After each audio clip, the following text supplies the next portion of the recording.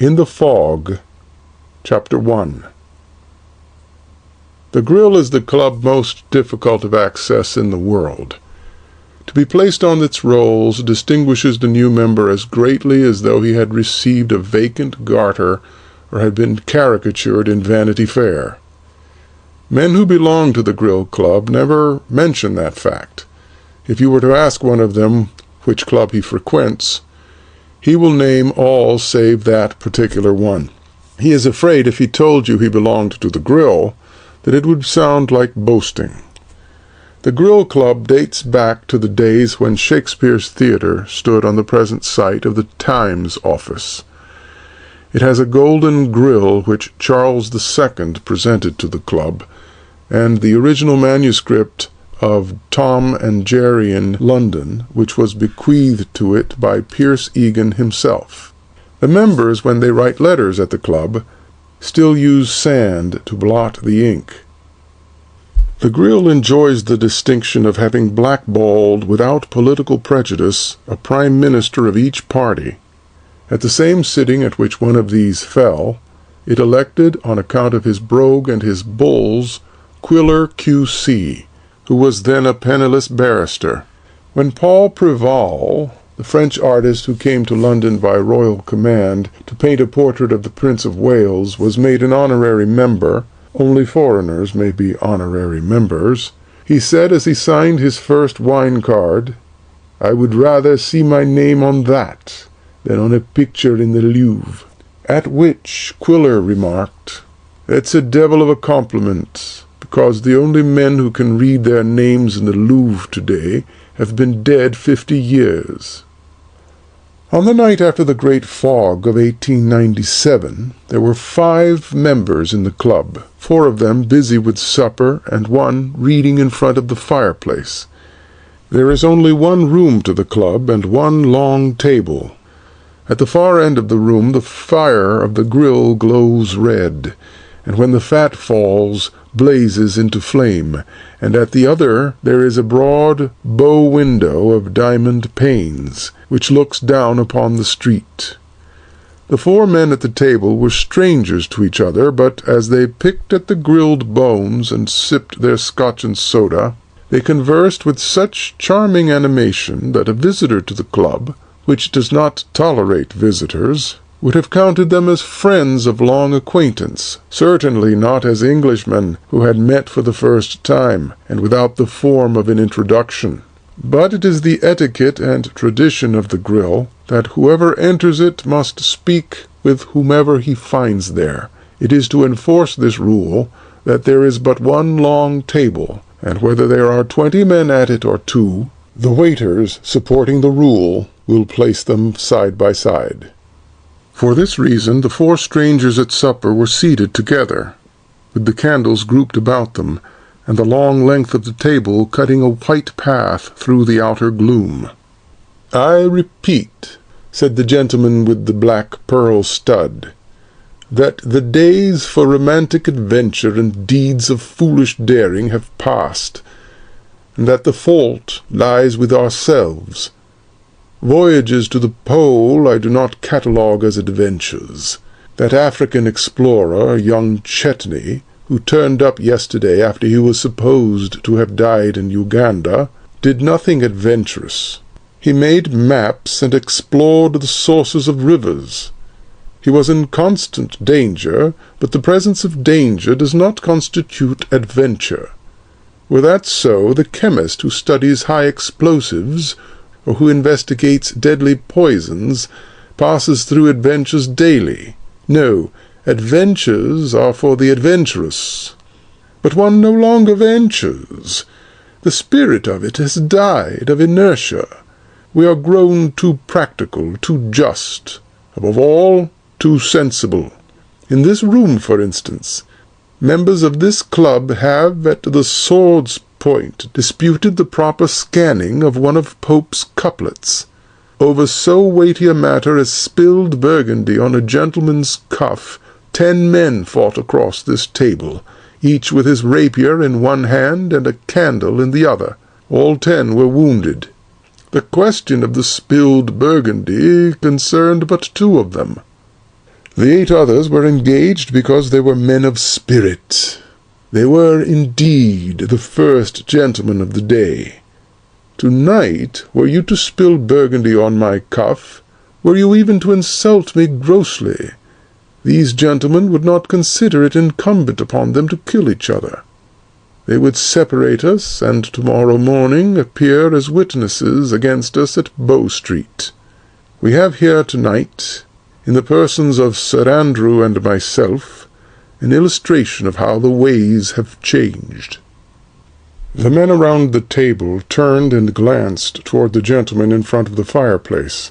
He was an elderly and somewhat portly person, with a kindly, wrinkled countenance, which wore continually a smile of almost childish confidence and good nature. It was a face which the illustrated prince had made intimately familiar. He held a book from him at arm's length, as if to adjust his eyesight, and his brows were knit with interest. "Now, were this the 18th century," continued the gentleman with the black pearl, "when Sir Andrew left the club tonight, I would have him bound and gagged and thrown into a sedan chair. The watch would not interfere, the passers-by would take to their heels, my hired bullies and ruffians would convey him to some lonely spot, where we would guard him until morning. Nothing would come of it, except added reputation to myself as a gentleman of adventurous spirit, and possibly an essay in the Tatler, with stars for names, entitled, let us say, The Budget and the Baronet." "But to what end, sir?" inquired the youngest of the members.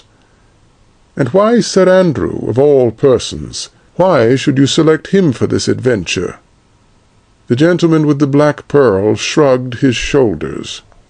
"It would prevent him from speaking in the House tonight.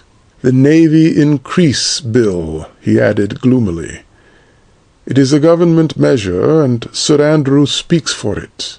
And so great is his influence, and so large his following, that if he does—" the gentleman laughed ruefully, "if he does, it will go through.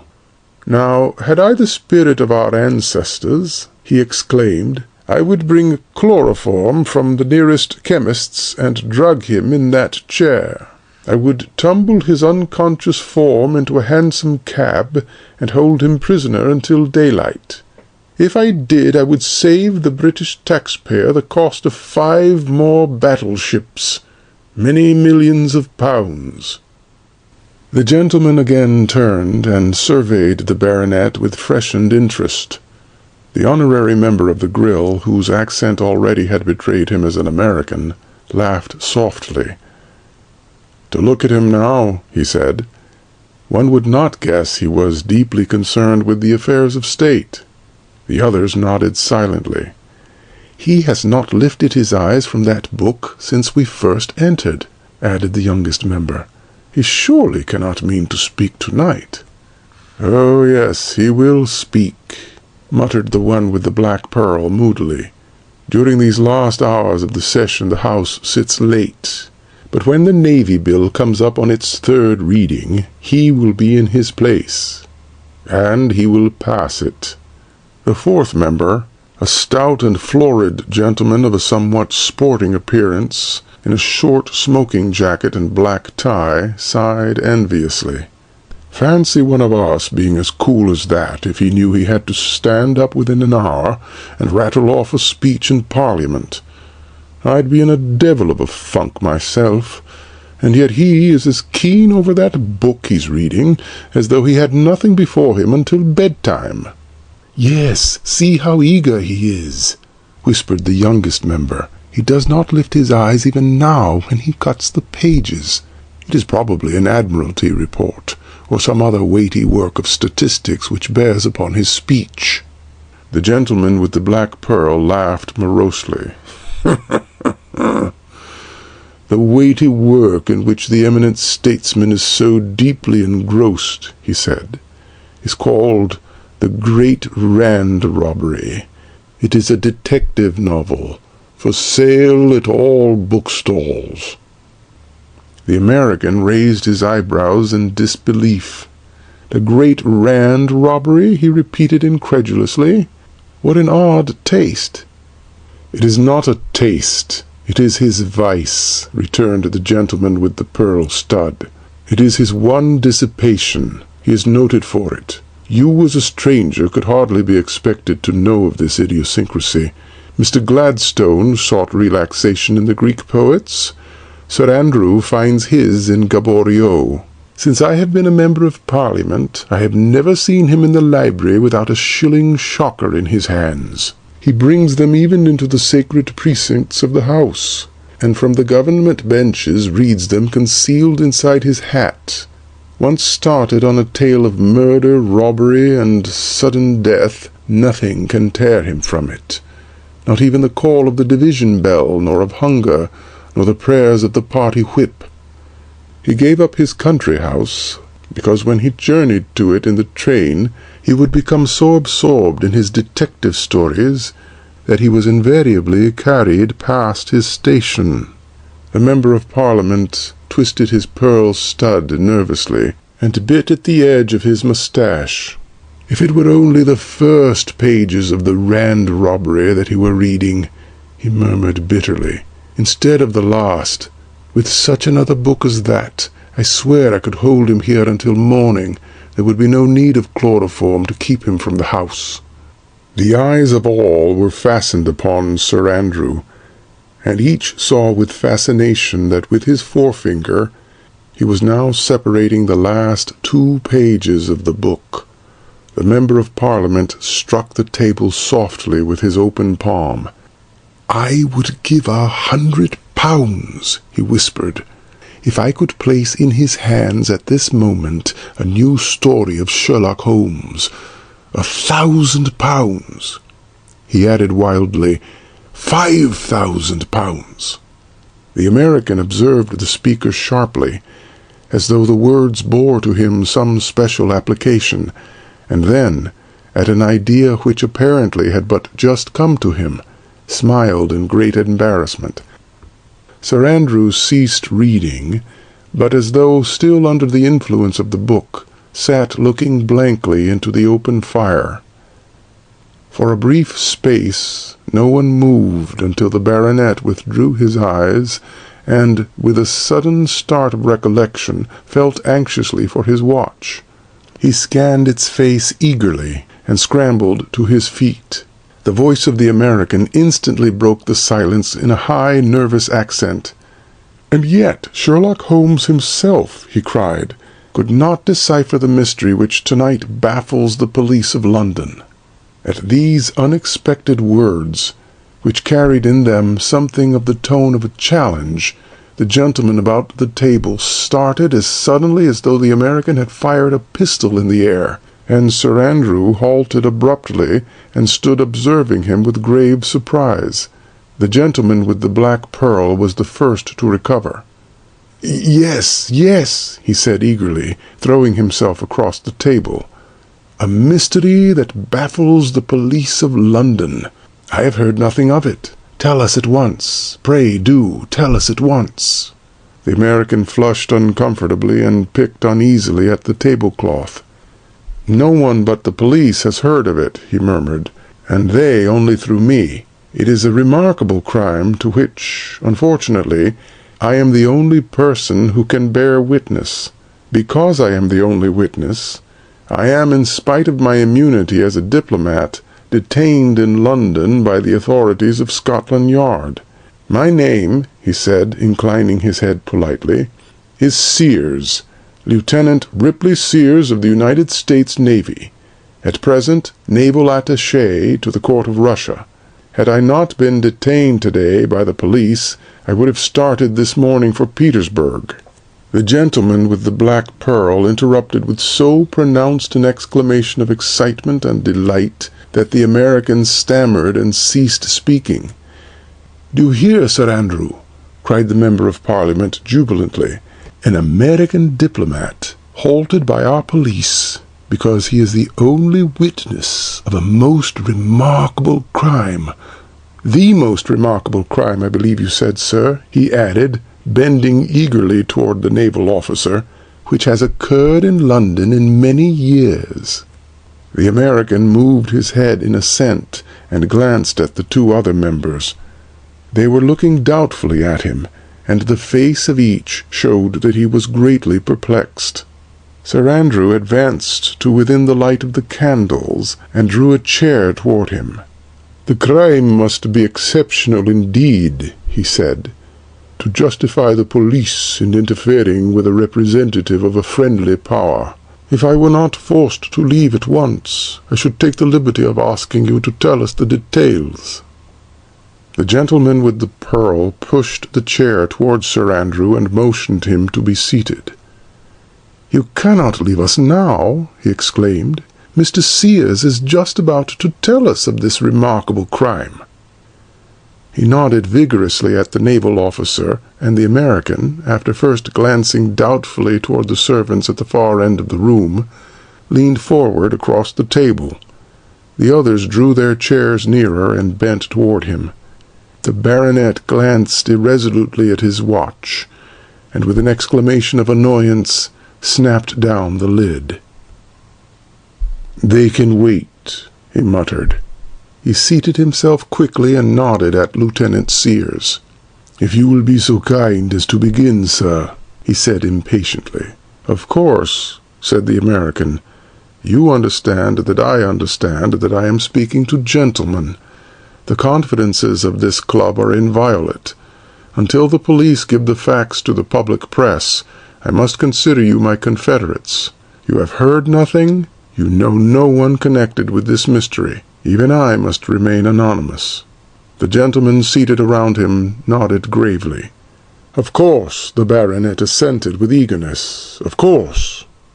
"We will refer to it," said the gentleman with the black pearl, "as the story of the naval attaché."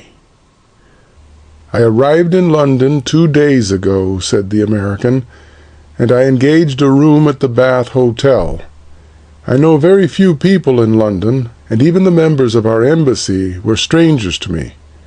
But in Hong Kong I became great pals with an officer in your navy, who has since retired, and who is now living in a small house in Rutland Gardens, opposite the Knightsbridge Barracks. I telegraphed him that I was in London, and yesterday morning I received a most hearty invitation to dine with him the same evening at his house. He is a bachelor, so we dined alone, and talked over all our old days on the Asiatic station, and of the changes which had come to us since we had last met there. As I was leaving the next morning for my post at Petersburg, and had many letters to write, I told him, about 10 o'clock, that I must get back to the hotel, and he sent out his servant to call a hansom. For the next quarter of an hour, as we sat talking, we could hear the cab whistle sounding violently from the doorstep, but apparently with no result. "It cannot be that the cabmen are on strike," my friend said, as he rose and walked to the window. He pulled back the curtains, and at once called to me. "You have never seen a London fog, have you?" he asked. "Well, come here. This is one of the best, or rather, one of the worst of them." I joined him at the window, but I could see nothing. Had I not known that the house looked out upon the street, I would have believed that I was facing a dead wall. I raised the sash and stretched out my head, but still I could see nothing.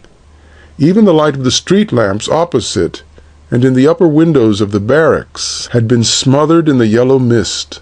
The lights of the room in which I stood penetrated the fog only to the distance of a few inches from my eyes. Below me the servant was still sounding his whistle, but I could afford to wait no longer, and told my friend that I would try to find the way to my hotel on foot. He objected, but the letters I had to write were for the Navy Department, and besides I had always heard that to be out in a London fog was the most wonderful experience, and I was curious to investigate one for myself. My friend went with me to his front door and laid down a course for me to follow. I was first to walk straight across the street to the brick wall of the Knightsbridge Barracks. I was then to feel my way along the wall until I came to a row of houses set back from the sidewalk. They would bring me to a cross street. On the other side of this street was a row of shops, which I was to follow until they joined the iron railings of Hyde Park. I was to keep to the railings until I reached the gates at Hyde Park Corner, where I was to lay a diagonal course across Piccadilly and tack in toward the railings of Green Park. At the end of these railings, going east, I would find the Walsingham and my own hotel. To a sailor, the course did not seem difficult, so I bade my friend good night and walked forward until my feet touched the paving. I continued upon it until I reached the curbing of the sidewalk. A few steps further, and my hands struck the wall of the barracks. I turned in the direction from which I had just come, and saw a square of faint light cut in the yellow fog. I shouted, "All right," and the voice of my friend answered, "Good luck to you." The light from his open door disappeared with a bang, and I was left alone in a dripping yellow darkness. I have been in the Navy for 10 years, but I have never known such a fog as that of last night, not even among the icebergs of Bering Sea. There one at least could see the light of the binnacle, but last night I could not even distinguish the hand by which I guided myself along the barrack wall. At sea, a fog is a natural phenomenon. It is as familiar as the rainbow which follows a storm. It is as proper that a fog should spread upon the waters as that steam shall rise from a kettle. But a fog which springs from the paved streets, that rolls between solid house fronts, that forces cabs to move at half speed, that drowns policemen and extinguishes the electric lights of the music hall, that to me is incomprehensible. It is as out of place as a tidal wave on Broadway. As I felt my way along the wall, I encountered other men who were coming from the opposite direction, and each time when we hailed each other I stepped away from the wall to make room for them to pass. But the third time I did this, when I reached out my hand, the wall had disappeared, and the further I moved to find it, the further I seemed to be sinking into space. I had the unpleasant conviction that at any moment I might step over a precipice. Since I had set out I had heard no traffic in the street, and now, although I listened some minutes, I could only distinguish the occasional footfalls of pedestrians. Several times I called aloud, and once a jocular gentleman answered me, but only to ask me where I thought he was, and then even he was swallowed up in the silence. Just above me I could make out a jet of gas, which I guessed came from a street lamp, and I moved over to that, and while I tried to recover my bearings, kept my hand on the iron post. Except for this flicker of gas, no larger than the tip of my finger, I could distinguish nothing about me. For the rest, the mist hung between me and the world like a damp and heavy blanket. I could hear voices, but I could not tell from whence they came, and the scrape of a foot moving cautiously, or a muffled cry as someone stumbled, were the only sounds that reached me. I decided that until someone took me in tow, I had best remain where I was, and it must have been for 10 minutes that I waited by the lamp, straining my ears and hailing distant footfalls. In a house near me, some people were dancing to the music of a Hungarian band. I even fancied I could hear the windows shake to the rhythm of their feet, but I could not make out from which part of the compass the sounds came, and sometimes as the music rose, it seemed close at my hand, and again to be floating high in the air above my head. Although I was surrounded by thousands of householders, 13, I was as completely lost as though I had been set down by night in the Sahara Desert. There seemed to be no reason in waiting longer for an escort, so I again set out, and at once bumped against a low iron fence. At first I believed this to be an area railing, but on following it I found that it stretched for a long distance, and that it was pierced at regular intervals with gates. I was standing uncertainly with my hand on one of these, when a square of light suddenly opened in the night, and in it I saw, as you see a picture thrown by a biograph in a darkened theater, a young gentleman in evening dress, and back of him the lights of a hall. I guessed from its elevation and distance from the sidewalk that this light must come from the door of a house set back from the street, and I determined to approach it and ask the young man to tell me where I was. But in fumbling with the lock of the gate, I instinctively bent my head, and when I raised it again, the door had partly closed, leaving only a narrow shaft of light. Whether the young man had re-entered the house or had left it, I could not tell. But I hastened to open the gate, and as I stepped forward, I found myself upon an asphalt walk, and at the same instant there was the sound of quick steps upon the path, and someone rushed past me. I called to him, but he made no reply, and I heard the gate click and the footsteps hurrying away upon the sidewalk. Under other circumstances, the young man's rudeness and his recklessness in dashing so hurriedly through the mist would have struck me as peculiar. But everything was so distorted by the fog that at the moment I did not consider it. The door was still as he had left it, partly open. I went up to the path, and after much fumbling, found the knob of the doorbell and gave it a sharp pull. The bell answered me from a great depth and distance, but no movement followed from inside the house, and although I pulled the bell again and again, I could hear nothing save the dripping of the mist about me.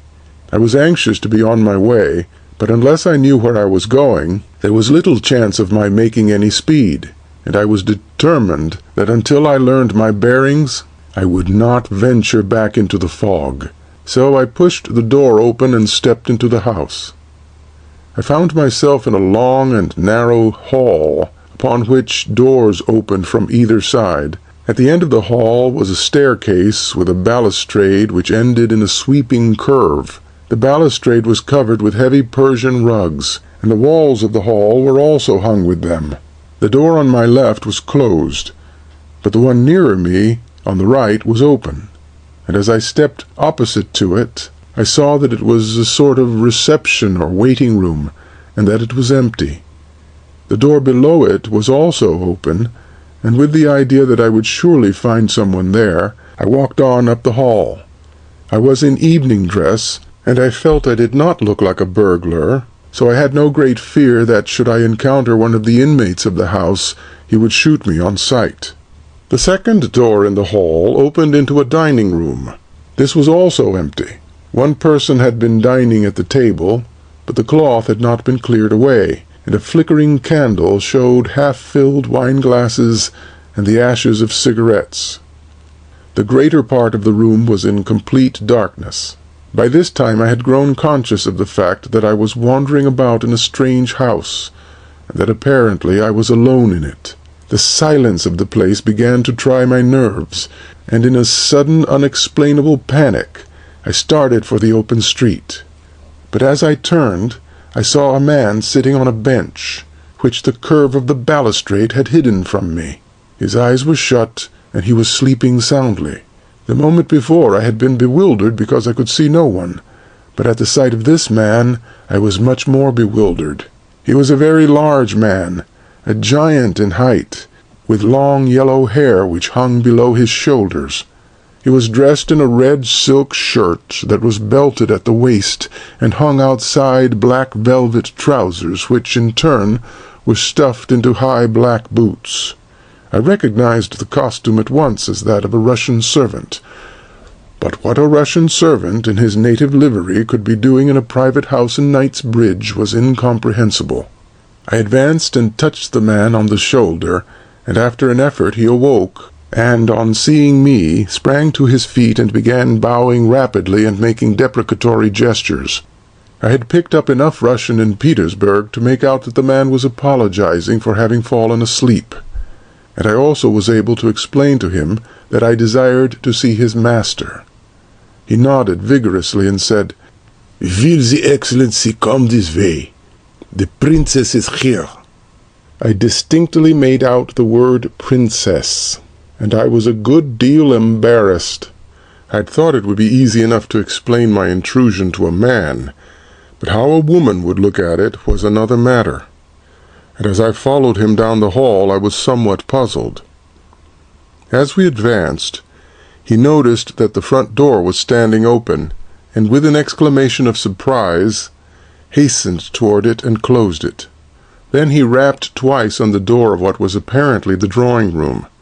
There was no reply to his knock, and he tapped again, and then timidly and cringing subserviently opened the door and stepped inside. He withdrew himself at once and stared stupidly at me, shaking his head.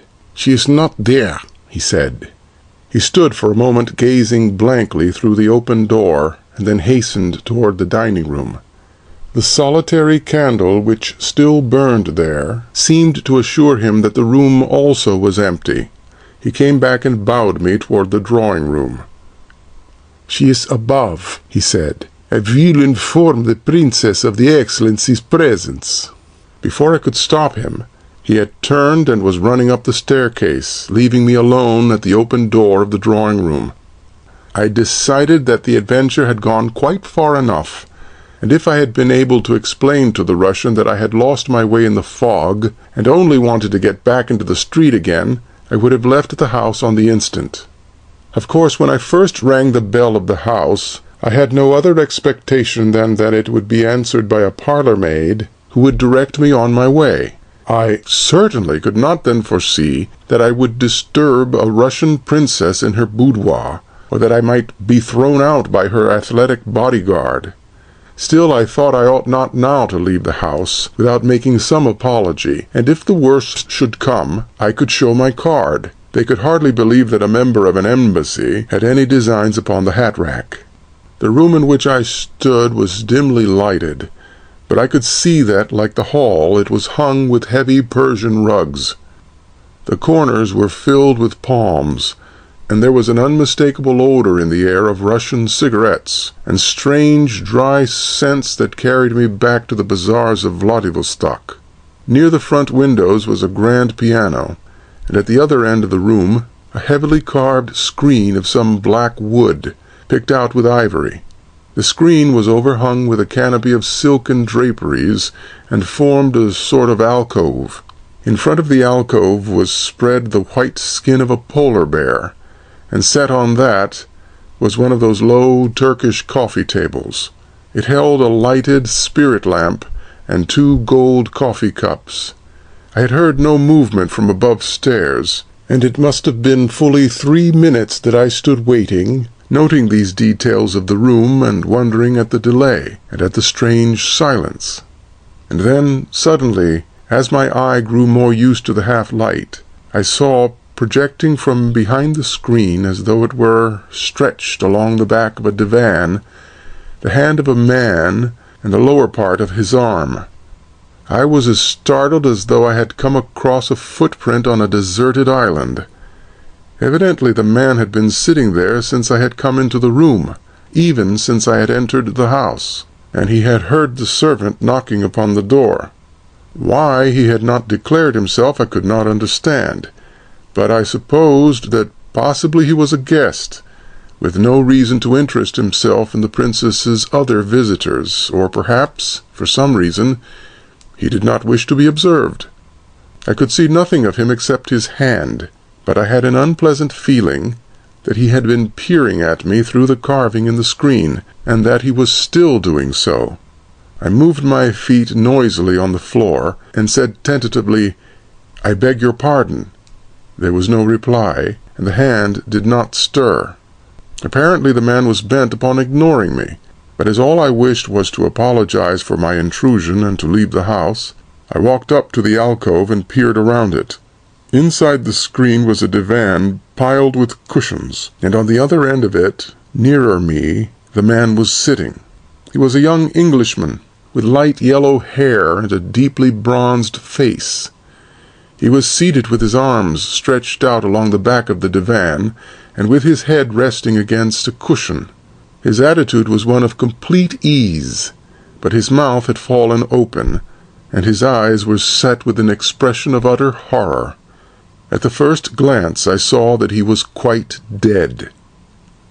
For a flash of time I was too startled to act, but in the same flash I was convinced that the man had met his death from no accident, that he had not died through any ordinary failure of the laws of nature. The expression on his face was much too terrible to be misinterpreted.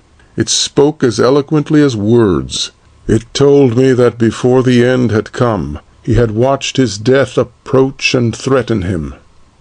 I was so sure he had been murdered that I instinctively looked on the floor for the weapon, and at the same moment, out of concern for my own safety, quickly behind me, but the silence of the house continued unbroken.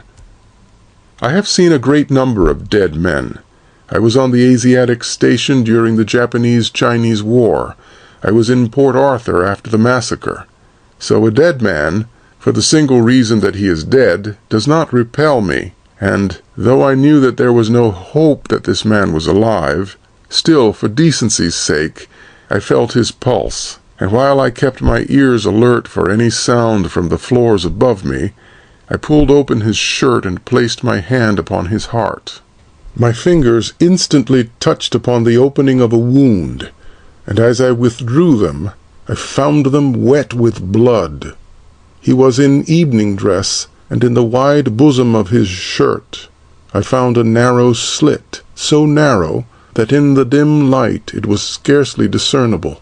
The wound was no wider than the smallest blade of a pocket-knife, but when I stripped the shirt away from the chest and left it bare, I found that the weapon, narrow as it was, had been long enough to reach his heart. There is no need to tell you how I felt as I stood by the body of this boy, for he was hardly older than a boy, or of the thoughts that came into my head. I was bitterly sorry for this stranger, bitterly indignant at his murderer, and at the same time selfishly concerned for my own safety and for the notoriety which I saw was sure to follow. My instinct was to leave the body where it lay and to hide myself in the fog. But I also felt that since a succession of accidents had made me the only witness to a crime, my duty was to make myself a good witness and to assist to establish the facts of this murder. That it might possibly be a suicide and not a murder did not disturb me for a moment. The fact that the weapon had disappeared and the expression on the boy's face were enough to convince at least me that he had had no hand in his own death. I judged it therefore of the first importance to discover who was in the house, or if they had escaped from it, who had been in the house before I entered it. I had seen one man leave it, but all I could tell of him was that he was a young man, that he was in evening dress, and that he had fled in such haste that he had not stopped to close the door behind him. The Russian servant I had found apparently asleep, and unless he acted a part with supreme skill, he was a stupid and ignorant boor, and as innocent of the murder as myself. There was still the Russian princess whom he had expected to find, or had pretended to expect to find, in the same room with the murdered man. I judged that she must now be either upstairs with the servant, or that she had, without his knowledge, already fled from the house. When I recalled his apparently genuine surprise at not finding her in the drawing-room, this latter supposition seemed the more probable. Nevertheless, I decided that it was my duty to make a search, and after a second hurried look for the weapon among the cushions of the divan and upon the floor, I cautiously crossed the hall and entered the dining-room. The single candle was still flickering in the draught, and showed only the white cloth. The rest of the room was draped in shadows. I picked up the candle, and, lifting it high above my head, moved around the corner of the table. Either my nerves were on such a stretch that no shock could strain them further, or my mind was inoculated to horrors, for I did not cry out at what I saw nor retreat from it. Immediately at my feet was the body of a beautiful woman, lying at full length upon the floor, her arms flung out on either side of her, and her white face and shoulders gleaming dully in the unsteady light of the candle. Around her throat was a great chain of diamonds, and the light played upon these and made them flash and blaze in tiny flames. but the woman who wore them was dead, and I was so certain as to how she had died that without an instant's hesitation I dropped on my knees beside her and placed my hands above her heart. My fingers again touched the thin slit of a wound. I had no doubt in my mind but that this was the Russian princess, and when I lowered the candle to her face I was assured that this was so. Her features showed the finest lines of both the Slav and the Jewess. The eyes were black, the hair blue-black and wonderfully heavy, and her skin, even in death, was rich in color. She was a surpassingly beautiful woman. I rose and tried to light another candle with the one I held, but I found that my hand was so unsteady that I could not keep the wicks together. It was my intention to again search for this strange dagger which had been used to kill both the English boy and the beautiful princess. But before I could light the second candle, I heard footsteps descending the stairs, and the Russian servant appeared in the doorway. My face was in darkness, or I am sure that at the sight of it he would have taken alarm, for at that moment I was not sure but that this man himself was the murderer. His own face was plainly visible to me in the light from the hall, and I could see that it wore an expression of dull bewilderment. I stepped quickly toward him and took a firm hold upon his wrist. "She is not there," he said. "The princess has gone. They have all gone." "Who have gone?" I demanded. "Who else has been here?" "The 2 Englishmen," he said. "What 2 Englishmen?" I demanded. "What are their names?" The man now saw by my manner that some question of great moment hung upon his answer, and he began to protest that he did not know the names of the visitors, and that until that evening he had never seen them. I guessed that it was my tone which frightened him, so I took my hand off his wrist and spoke less eagerly. "How long have they been here?" I asked. "And when did they go?" He pointed behind him toward the drawing-room. "One sat there with the princess," he said. "The other came after I had placed the coffee in the drawing-room. The 2 Englishmen talked together, and the princess returned here to the table. She sat there in that chair, and I brought her cognac and cigarettes. Then I sat outside upon the bench. It was a feast day, and I had been drinking. Pardon, Your Excellency, but I fell asleep. When I woke, Your Excellency was standing by me. But the princess and the 2 Englishmen had gone. That is all I know." I believed that the man was telling me the truth. His fright had passed, and he was now apparently puzzled but not alarmed. "You must remember the names of the Englishmen," I urged. "Try to think. When you announced them to the princess, what name did you give?" At this question he exclaimed with pleasure, and, beckoning to me, ran hurriedly down the hall and into the drawing-room. In the corner furthest from the screen was the piano, and on it was a silver tray. He picked this up, and, smiling with pride at his own intelligence, pointed at 2 cards that lay upon it. I took them up and read the names engraved upon them. The American paused abruptly and glanced at the faces about him. "I read the names," he repeated. He spoke with great reluctance. "Continue," cried the baronet sharply. "I read the names," said the American with evident distaste, "and the family name of each was the same. They were the names of 2 brothers. One is well known to you. It is that of the African explorer of whom this gentleman was just speaking. I mean the Earl of Chetney. The other was the name of his brother, Lord Arthur Chetney." The men at the table fell back as though a trap-door had fallen open at their feet. "Lord Chetney!" they exclaimed in chorus. They glanced at each other and back to the American with every expression of concern and disbelief. "It is impossible," cried the baronet. "Why, my dear sir, young Chetney only arrived from Africa yesterday. It was so stated in the evening papers." The jaw of the American set in a resolute square, and he pressed his lips together. "You are perfectly right, sir," he said. Lord Chetney did arrive in London yesterday morning, and yesterday night I found his dead body. In the Fog, Chapter 1, continued. The youngest member present was the first to recover. He seemed much less concerned over the identity of the murdered man than at the interruption of the narrative. "Oh, please, let him go on," he cried. "What happened then? You say you found 2 visiting cards. How do you know which card was that of the murdered man?" The American, before he answered, waited until the chorus of exclamations had ceased. Then he continued as though he had not been interrupted. "The instant I read the names upon the cards," he said, "I ran to the screen and, kneeling beside the dead man, began a search through his pockets. My hand at once fell upon a card case, and I found on all the cards it contained the title of the Earl of Chetney. His watch and cigarette case also bore his name. These evidences, and the fact of his bronzed skin, and that his cheekbones were worn with fever, convinced me that the dead man was the African explorer, and the boy who had fled past me in the night was Arthur, his younger brother.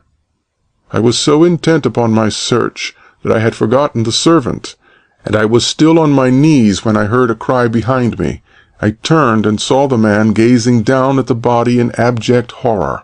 Before I could rise, he gave another cry of terror, and flinging himself into the hall, raced toward the door to the street. I leaped after him, shouting to him to halt, but before I could reach the hall he had torn open the door, and I saw him spring out into the yellow fog. I cleared the steps in a jump and ran down the garden walk, but just as the gate clicked in front of me, I had it open on the instant, and following the sound of the man's footsteps, I raced after him across the open street. He also could hear me, and he instantly stopped running, and there was an absolute silence. He was so near that I almost fancied I could hear him panting, and I held my own breath to listen. But I could distinguish nothing but the dripping of the mist about us, and from far off the music of the Hungarian band, which I had heard when I first lost myself. All I could see was the square of light from the door I had left open behind me, and a lamp in the hall beyond it flickering in the draught. But even as I watched it, the flame of the lamp was blown violently to and fro, and the door, caught in the same current of air, closed slowly. I knew if it shut I could not again enter the house, and I rushed madly toward it. I believe I even shouted out as though it were something human which I could compel to obey me. And then I caught my foot against the curb and smashed into the sidewalk. When I rose to my feet I was dizzy and half-stunned, and though I thought then that I was moving toward the door, I know now that I probably turned directly from it. For as I groped about in the night, calling frantically for the police, my fingers touched nothing but the dripping fog, and the iron railings for which I sought seemed to have melted away. For many minutes I beat the mist with my arms like one at blind man's buff, turning sharply in circles, cursing aloud at my stupidity and crying continually for help. At last a voice answered me from the fog, and I found myself held in the circle of a policeman's lantern. That is the end of my adventure. What I have to tell you now is what I learned from the police. At the station house to which the man guided me, I related what you have just heard. I told them that the house they must at once find was one set back from the street within a radius of 200 yards from the Knightsbridge barracks, that within 50 yards of it someone was giving a dance to the music of a Hungarian band, and that the railings before it were as high as a man's waist and filed to a point. With that to work upon, 20 men were at once ordered out into the fog to search for the house, and Inspector Lyle himself was dispatched to the home of Lord Edam, Chetney's father, with a warrant for Lord Arthur's arrest. I was thanked and dismissed on my own recognizance. This morning Inspector Lyle called on me, and from him I learned the police theory of the scene I have just described. Apparently I had wandered very far in the fog, for up to noon today the house had not been found, nor had they been able to arrest Lord Arthur. He did not return to his father's house last night, and there is no trace of him. But from what the police knew of the past lives of the people I found in that lost house, they have evolved a theory, and their theory is that the murders were committed by Lord Arthur. The infatuation of his elder brother, Lord Chetney, for a Russian princess, so Inspector Lyle tells me, is well known to everyone. About 2 years ago, the Princess Zichy, as she calls herself, and he were constantly together, and Chetney informed his friends that they were about to be married. The woman was notorious in 2 continents, and when Lord Edam heard of his son's infatuation, he appealed to the police for her record. It is through his having applied to them that they know so much concerning her and her relations with the Chetneys. From the police, Lord Edam learned that Madame Zichy had once been a spy in the employ of the Russian Third Section, but that lately she had been repudiated by her own government, and was living by her wits, by blackmail, and by her beauty. Lord Edam laid this record before his son, but Chetney either knew it already, or the woman persuaded him not to believe it, and the father and son parted in great anger. 2 days later the Marquis altered his will, leaving all of his money to the younger brother, Arthur. The title and some of the landed property he could not keep from Chetney, but he swore if his son saw the woman again that the will should stand as it was, and he would be left without a penny. This was about 18 months ago, when apparently Chetney tired of the princess and suddenly went off to shoot and explore in Central Africa. No word came from him, except that twice he was reported as having died of fever in the jungle, and finally 2 traders reached the coast who said they had seen his body. This was accepted by all as conclusive, and young Arthur was recognized as the heir to the Edam millions. On the strength of this supposition, he at once began to borrow enormous sums from the moneylenders. This is of great importance, as the police believe it was these debts which drove him to the murder of his brother. Yesterday, as you know, Lord Chetney suddenly returned from the grave, and it was the fact that for 2 years he had been considered as dead which lent such importance to his return, and which gave rise to those columns of detail concerning him which appeared in all the afternoon papers. But obviously, during his absence, he had not tired of the Princess Zichy, for we know that a few hours after he reached London he sought her out.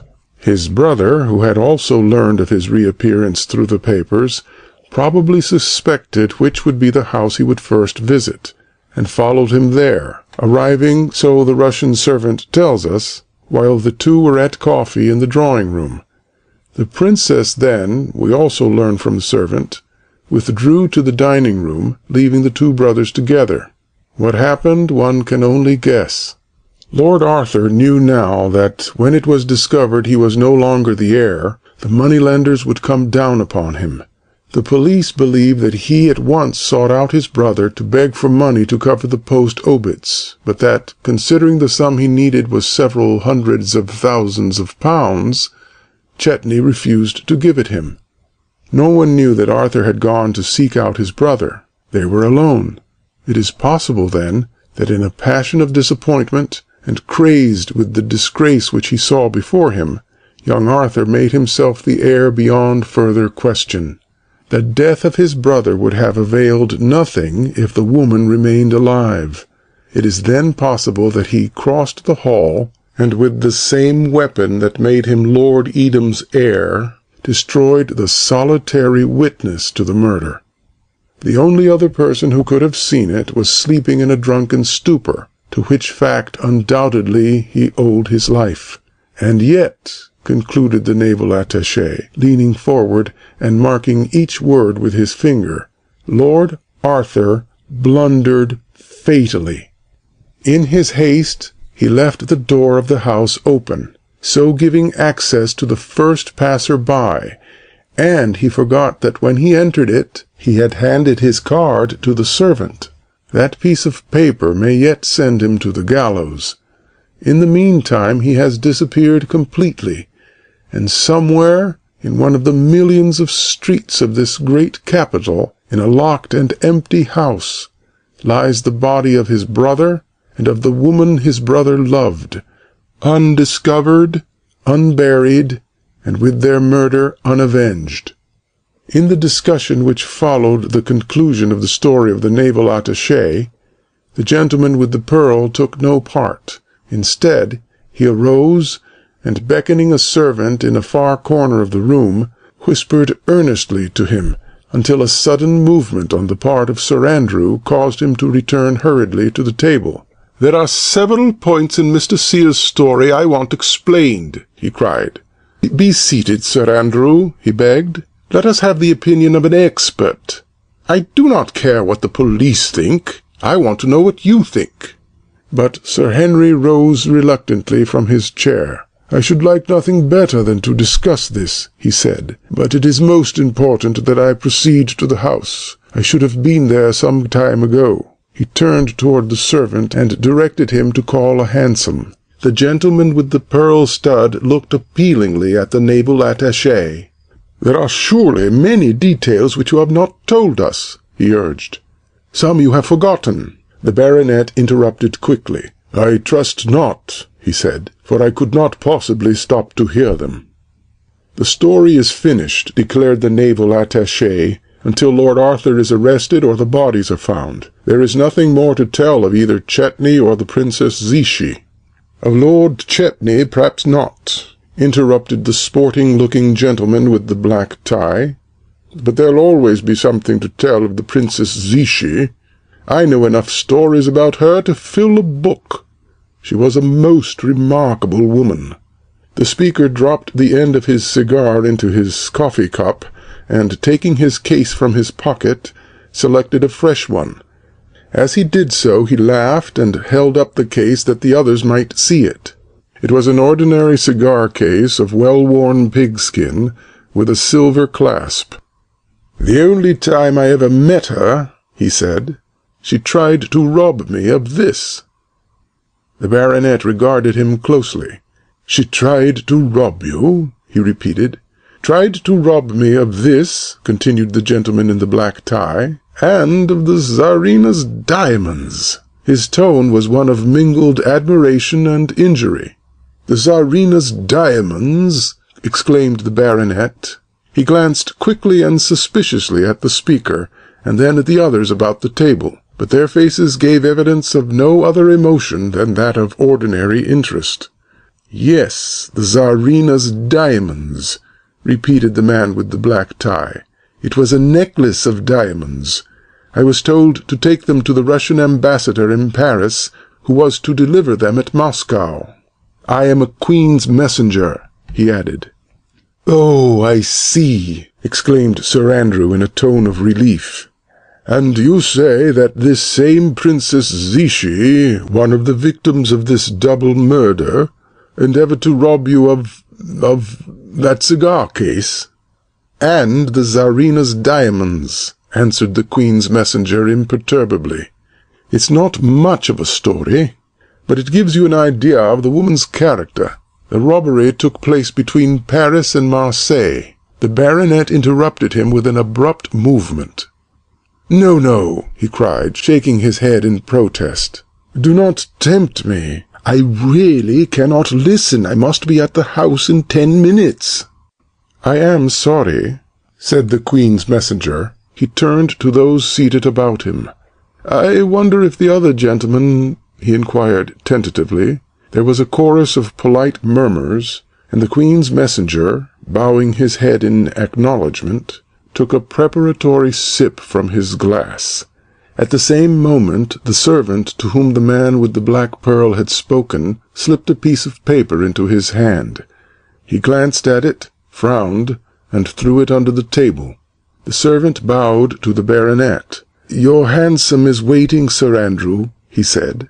"The necklace was worth £20,000, began the Queen's messenger. "It was a present from the Queen of England to celebrate—" The baronet gave an exclamation of angry annoyance. "Upon my word, this is most provoking," he interrupted. "I really ought not to stay, but I certainly mean to hear this." He turned irritably to the servant. "Tell the hansom to wait," he commanded, and with an air of a boy who is playing truant, slipped guiltily into his chair. The gentleman with the black pearl smiled blandly and rapped upon the table. "Order, gentlemen," he said. "Order for the story of the Queen's Messenger and the Tsarina's diamonds." Chapter 2. The necklace was a present from the Queen of England to the Tsarina of Russia, began the Queen's Messenger. It was to celebrate the occasion of the Tsar's coronation. Our Foreign Office knew that the Russian ambassador in Paris was to proceed to Moscow for that ceremony, and I was directed to go to Paris and turn over the necklace to him. But when I reached Paris, I found that he had not expected me for a week later, and was taking a few days' vacation at Nice. His people asked me to leave the necklace with them at the embassy, but I had been charged to get a receipt for it from the ambassador himself, so I started at once for Nice. The fact that Monte Carlo is not 2,000 miles from Nice may have had something to do with making me carry out my instructions so carefully. Now, how the Princess Zichy came to find out about the necklace, I don't know, but I can guess. As you have just heard, she was at one time a spy in the service of the Russian government, and after they dismissed her, she kept up her acquaintance with many of the Russian agents in London. It is probable that through one of them she learned that the necklace was to be sent to Moscow, and which one of the Queen's messengers had been detailed to take it there. Still, I doubt if even that knowledge would have helped her, if she had not also known something, which I supposed no one else in the world knew but myself and one other man. And curiously enough, the other man was a Queen's messenger too, and a friend of mine. You must know that, up to the time of this robbery, I had always concealed my dispatches in a manner peculiarly my own. I got the idea from that play called A Scrap of Paper. In it, a man wants to hide a certain compromising document. He knows that all his rooms will be secretly searched for it, so he puts it in a torn envelope and sticks it up where anyone can see it, on his mantel shelf.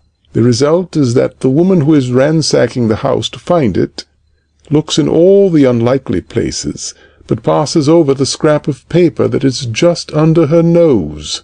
Sometimes the papers and packages they give us to carry about Europe are of very great value, and sometimes they are special makes of cigarettes and orders to court dressmakers. Sometimes we know what we are carrying, and sometimes we do not. If it is a large sum of money or a treaty, they generally tell us. But as a rule, we have no knowledge of what the package contains, so to be on the safe side, we naturally take just as great care of it as though we knew it held the terms of an ultimatum or the crown jewels. As a rule, my confrères carry the official packages in a dispatch box, which is just as obvious as a lady's jewel bag in the hands of her maid. Everyone knows they are carrying something of value. They put a premium on dishonesty. Well, after I saw the scrap of paper play, I determined to put the government valuables in the most unlikely place that anyone would look for them. So I used to hide the documents they gave me inside my riding boots, and small articles, such as money or jewels, I carried in an old cigar case. After I took to using my case for that purpose, I bought a new one, exactly like it, for my cigars. But to avoid mistakes, I had my initials placed on both sides of the new one, and the moment I touched the case, even in the dark, I could tell which it was by the raised initials. No one knew of this except the Queen's messenger of whom I spoke. We once left Paris together on the Orient Express. I was going to Constantinople, and he was to stop off at Vienna. On the journey I told him of my peculiar way of hiding things, and showed him my cigar case. If I recollect rightly, on that trip it held the Grand Cross of St. Michael and St. George, which the Queen was sending to our ambassador. The messenger was very much entertained at my scheme, and some months later, when he met the princess, he told her about it as an amusing story. Of course, he had no idea she was a Russian spy. He didn't know anything at all about her, except that she was a very attractive woman. It was indiscreet, but he could not possibly have guessed that she could ever make any use of what he told her. Later, after the robbery, I remembered that I had informed this young chap of my secret hiding-place, and when I saw him again, I questioned him about it. He was greatly distressed, and said he had never seen the importance of the secret. He remembered he had told several people of it, and among others, the Princess Zichy. In that way I found out that it was she who had robbed me, and I know that from the moment I left London she was following me, and that she knew then that the diamonds were concealed in my cigar case. My train for Nice left Paris at 10 in the morning. When I travel at night, I generally tell the chef de gare that I am a Queen's messenger, and he gives me a compartment to myself. But in the daytime I take whatever offers.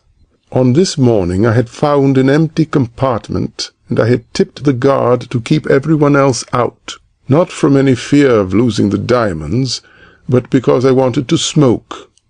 He had locked the door, and as the last bell had rung, I supposed I was to travel alone, so I began to arrange my traps and to make myself comfortable.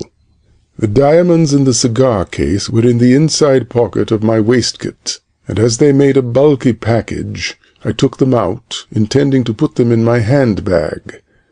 It is a small satchel like a bookmaker's, or those handbags that couriers carry. I wear it slung from a strap across my shoulder, and no matter whether I am sitting or walking, it never leaves me. I took the cigar case which held the necklace from my inside pocket, and the case which held the cigars out of the satchel, and while I was searching through it for a box of matches, I laid the two cases beside me on the seat.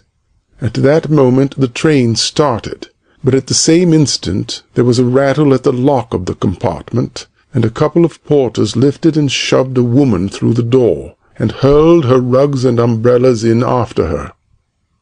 Instinctively I reached for the diamonds. I shoved them quickly into the satchel, and pushing them far down to the bottom of the bag, snapped the spring lock. Then I put the cigars in the pocket of my coat, but with the thought that now that I had a woman as a travelling companion, I would probably not be allowed to enjoy them. One of her pieces of luggage had fallen at my feet, and a roll of rugs had landed at my side. I thought if I hid the fact that the lady was not welcome, and at once endeavoured to be civil, she might permit me to smoke. So I picked up her handbag off the floor, and asked her where I might place it. As I spoke, I looked at her for the first time, and saw that she was a most remarkably handsome woman. She smiled charmingly, and begged me not to disturb myself. Then she arranged her own things about her, and opening her dressing-bag, took out a gold cigarette case. "Do you object to smoke?" she asked. I laughed and assured her that I had been in great terror lest she might object to it herself. "If you like cigarettes," she said, "will you try some of these? They are rolled specially for my husband in Russia, and they are supposed to be very good." I thanked her and took one from her case, and I found it so much better than my own that I continued to smoke her cigarettes throughout the rest of the journey. I must say that we got on very well. I judged from the coronet on her cigarette case, and from her manner, which was quite as well-bred as that of any woman I ever met, that she was someone of importance, and though she seemed almost too good-looking to be respectable, I determined that she was some grande dame who was so assured of her position that she could afford to be unconventional. At first she read her novel, and then she made some comment on the scenery, and finally we began to discuss the current politics of the continent. She talked of all the cities in Europe, and seemed to know every one worth knowing.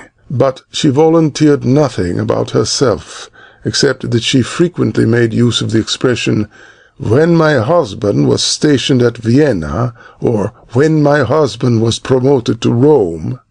Once she said to me, "I have often seen you at Monte Carlo.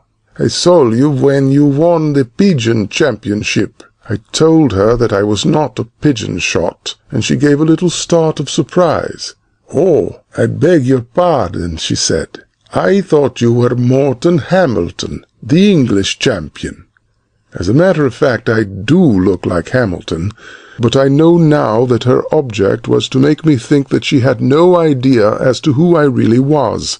She needn't have acted at all, for I certainly had no suspicions of her, and was only too pleased to have so charming a companion. The one thing that should have made me suspicious was the fact that at every station she made some trivial excuse to get me out of the compartment.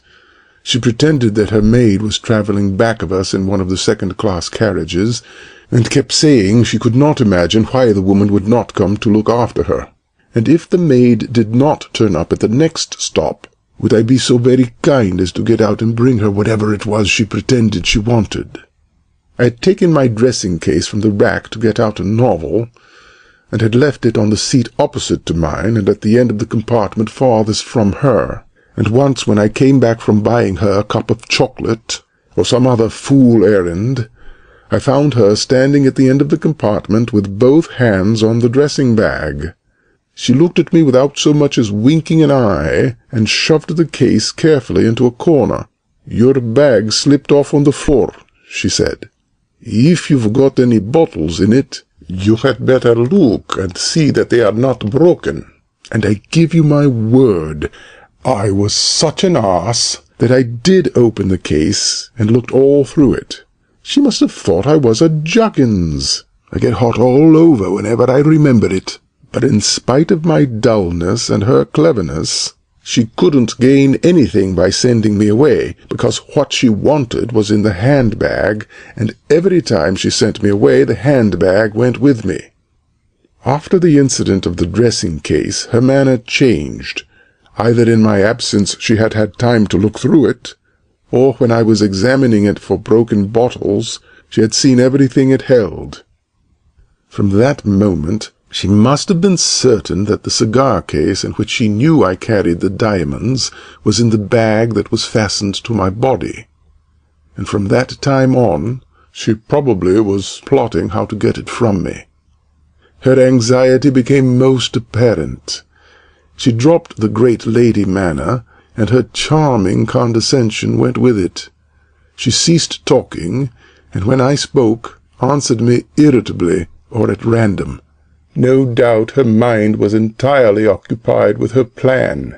The end of our journey was drawing rapidly nearer, and her time for action was being cut down with the speed of the express train. Even I, unsuspicious as I was, noticed that something was very wrong with her. I really believe that before we reached Marseille, if I had not, through my own stupidity, given her the chance she wanted, she might have stuck a knife in me and rolled me out on the rails. But as it was, I only thought that the long journey had tired her. I suggested that it was a very trying trip, and asked her if she would allow me to offer her some of my cognac. She thanked me and said no. And then suddenly her eyes lighted, and she exclaimed, "Yes, thank you, if you will be so kind." My flask was in the handbag, and I placed it on my lap, and with my thumb slipped back the catch. As I keep my tickets and railroad guide in the bag, I am so constantly opening it that I never bother to lock it, and the fact that it is strapped to me has always been sufficient protection. But I can appreciate now what a satisfaction and what a torment, too, it must have been to that woman, when she saw that the bag opened without a key. While we were crossing the mountains, I had felt rather chilly, and had been wearing a light racing coat. But after the lights were lighted, the compartment became very hot and stuffy, and I found the coat uncomfortable. So I stood up, and after first slipping the strap of the bag over my head, I placed the bag in the seat next to me and pulled off the racing coat. I don't blame myself for being careless. The bag was still within reach of my hand, and nothing would have happened if, at that exact moment, the train had not stopped at Arles. It was the combination of my removing the bag and our entering the station at the same instant which gave the Princess Zichy the chance she wanted to rob me. I needn't say that she was clever enough to take it. The train ran into the station at full speed and came to a sudden stop. I had just thrown my coat into the rack and had reached out my hand for the bag. In another instant I would have had the strap around my shoulder, but at that moment the princess threw open the door of the compartment and beckoned wildly at the people on the platform. "Natalie!" she called. "Natalie, here I am! Come here, this way!" She turned upon me in the greatest excitement. "My maid!" she cried. "She's looking for me. She passed the window without seeing me. Go, please, and bring her back." She continued pointing out the door and beckoning me with her other hand. There certainly was something about that woman's tone which made one jump. When she was giving orders, you had no chance to think of anything else.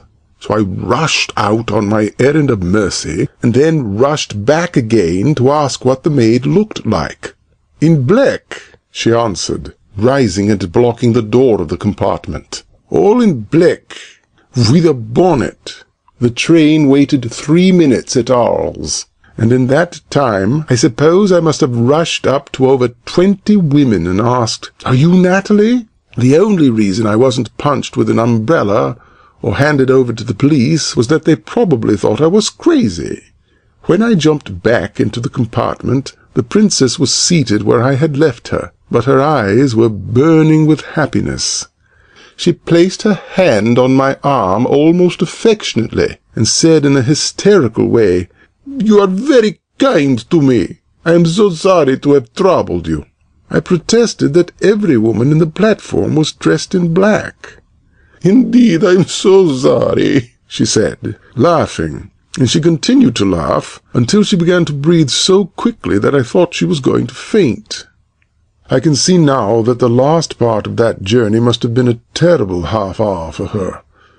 She had the cigar case safe enough, but she knew that she herself was not safe. She understood if I were to open my bag, even at the last minute, and miss the case, I would know positively that she had taken it. I had placed the diamonds in the bag at the very moment she entered the compartment, and no one but our two selves had occupied it since. She knew that when we reached Marseille she would either be 20,000 pounds richer than when she left Paris, or that she would go to jail.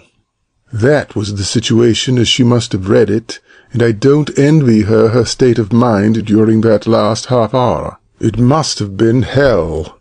I saw that something was wrong, and in my innocence I even wondered if possibly my cognac had not been a little too strong, for she suddenly developed into a most brilliant conversationalist, and applauded and laughed at everything I said, and fired off questions at me like a machine gun, so that I had no time to think of anything but what she was saying. Whenever I stirred, she stopped her chattering and leaned toward me, and watched me like a cat over a mouse-hole. I wondered how I could have considered her an agreeable travelling companion. I thought I would have preferred to be locked in with a lunatic. I don't like to think how she would have acted if I had made a move to examine the bag, but as I had it safely strapped around me again, I did not open it, and I reached Marseille alive. As we drew into the station, she shook hands with me and grinned at me like a Cheshire cat. "I cannot tell you," she said, "how much I have to thank you for. What do you think of that for impudence?" I offered to put her in a carriage, but she said she must find Natalie, and that she hoped we would meet again at the hotel. So I drove off by myself, wondering who she was and whether Natalie was not her keeper.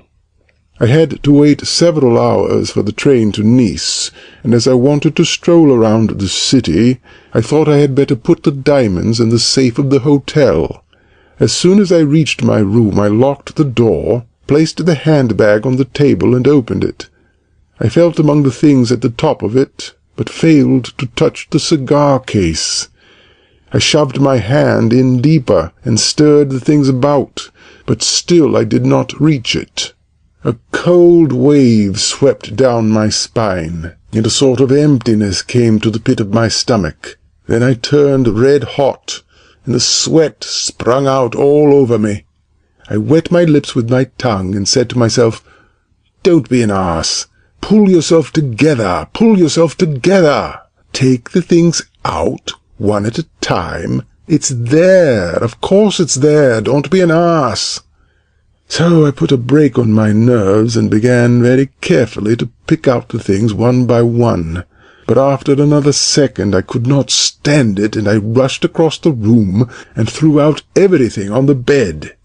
But the diamonds were not among them. I pulled the things about and tore them open and shuffled and rearranged and sorted them. But it was no use. The cigar case was gone. I threw everything in the dressing case out on the floor, although I knew it was useless to look for it there. I knew that I had put it in the bag. I sat down and tried to think. I remembered I had put it in the satchel at Paris, just as the woman had entered the compartment, and I had been alone with her ever since.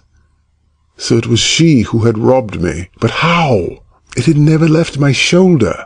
And then I remembered that it had, that I had taken it off when I had changed my coat, and for the few moments that I was searching for Natalie. I remembered that the woman had sent me on that goose chase, and that at every other station she had tried to get rid of me on some fool errand. I gave a roar like a mad bull, and I jumped down the stairs 6 steps at a time. I demanded at the office if a distinguished lady of title, possibly a Russian, had just entered the hotel. As I expected, she had not. I sprang into a cab and inquired at 2 other hotels, and then I saw the folly of trying to catch her without outside help, and I ordered the fellow to gallop to the office of the chief of police. I told my story, and the arse in charge asked me to calm myself and wanted to take notes. I told him this was no time for taking notes, but for doing something. He got wrathy at that, and I demanded to be taken at once to his chief. The chief, he said, was very busy, and could not see me, so I showed him my silver greyhound. In 11 years I had never used it but once before. I stated in pretty vigorous language that I was a Queen's messenger, and that if the chief of police did not see me instantly, he would lose his official head. At that, the fellow jumped off his high horse and ran with me to his chief, a smart young chap, a colonel in the army, and a very intelligent man. I explained that I had been robbed in a French railway carriage of a diamond necklace belonging to the Queen of England, which Her Majesty was sending as a present to the Tsarina of Russia. I pointed out to him that if he succeeded in capturing the thief, he would be made for life, and would receive the gratitude of 3 great powers. He wasn't the sort that thinks second thoughts are best. He saw Russian and French decorations sprouting all over his chest, and he hit a bell and pressed buttons and yelled out orders like the captain of a penny steamer in a fog. He sent her description to all the city gates, and ordered all cabmen and railway porters to search all trains leaving Marseille. He ordered all passengers on outgoing vessels to be examined, and telegraphed the proprietors of every hotel and pension to send him a complete list of their guests within the hour. While I was standing there, he must have given at least 100 orders, and sent out enough commissaires, sergeants de ville, gendarmes, bicycle police, and plain-clothes Johnnies to have captured the entire German army. When they had gone, he assured me that the woman was as good as arrested already. Indeed, officially she was arrested, for she had no more chance of escape from Marseille than from the Chateau d'If. He told me to return to my hotel and possess my soul in peace. Within an hour, he assured me, he would acquaint me with her arrest. I thanked him and complimented him on his energy and left him. But I didn't share in his confidence. I felt that she was a very clever woman, and a match for any and all of us. It was all very well for him to be jubilant. He had not lost the diamonds, and had everything to gain if he found them, while I, even if he did recover the necklace, would only be where I was before I lost them. And if he did not recover it, I was a ruined man. It was an awful facer for me. I had always prided myself on my record.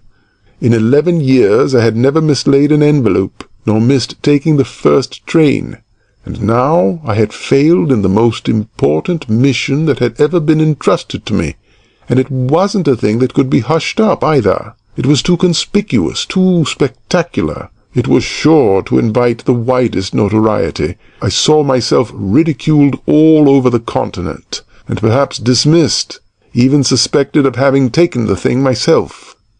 I was walking in front of a lighted cafe, and I felt so sick and miserable that I stopped for a pick-me-up. Then I considered that if I took one drink, I would probably, in my present state of mind, not want to stop under 20, and I decided I had better leave it alone. But my nerves were jumping like a frightened rabbit, and I felt I must have something to quiet them or I would go crazy.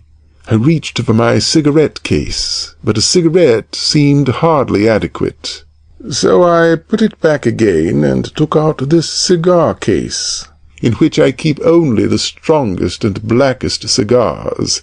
I opened it and stuck in my fingers, but instead of a cigar, they touched on a thin leather envelope. My heart stood perfectly still. I did not dare to look, but I dug my fingernails into the leather, and I felt layers of thin paper, then a layer of cotton, and then they scratched on the facets of the Tsarina's diamonds. I stumbled as though I had been hit in the face, and fell back into one of the chairs on the sidewalk. I tore off the wrappings and spread out the diamonds on the cafe table. I could not believe they were real. I twisted the necklace between my fingers and crushed it between my palms and tossed it up in the air. I believe I almost kissed it. The women in the cafe stood tip on the chairs to see better, and laughed and screamed, and the people crowded so close around me that the waiters had to form a bodyguard. The proprietor thought there was a fight and called for the police. I was so happy I didn't care. I laughed too, and gave the proprietor a £5 note and told him to stand everyone a drink. Then I tumbled into a fiacre and galloped off to my friend the chief of police. I felt very sorry for him. He had been so happy at the chance I gave him, and he was sure to be disappointed when he learned I had sent him off on a false alarm. But now that I had found the necklace, I did not want him to find the woman. Indeed, I was most anxious that she should get clear away, for if she were caught, the truth would come out, and I would likely get a sharp reprimand, and sure to be laughed at. I could see now how it happened. In my haste to hide the diamonds when the woman was hustled into the carriage, I had shoved the cigars into the satchel and the diamonds into the pocket of my coat.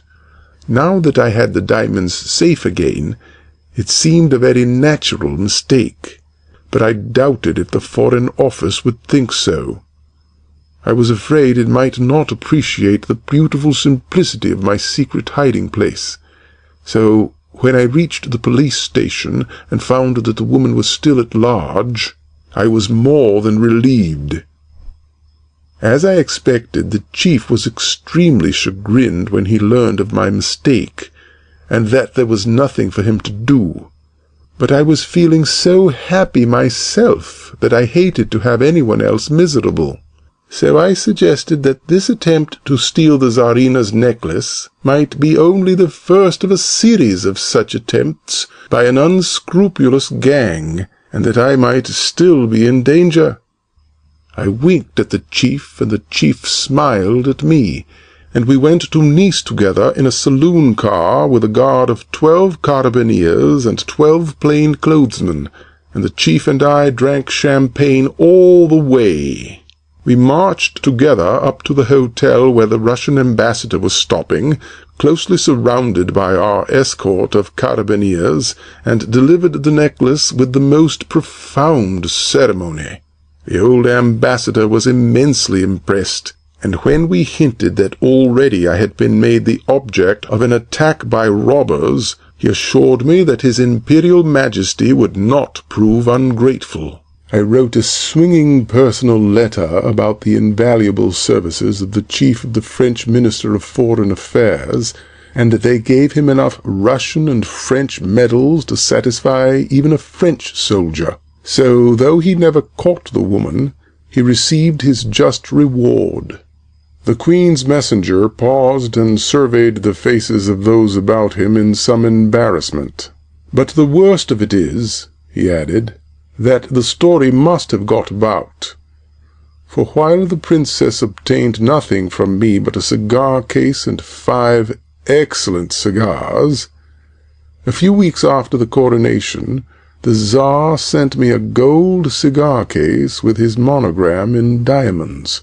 And I don't know yet whether that was a coincidence, or whether the Tsar wanted me to know that he knew that I had been carrying the Tsarina's diamonds in my pigskin cigar case.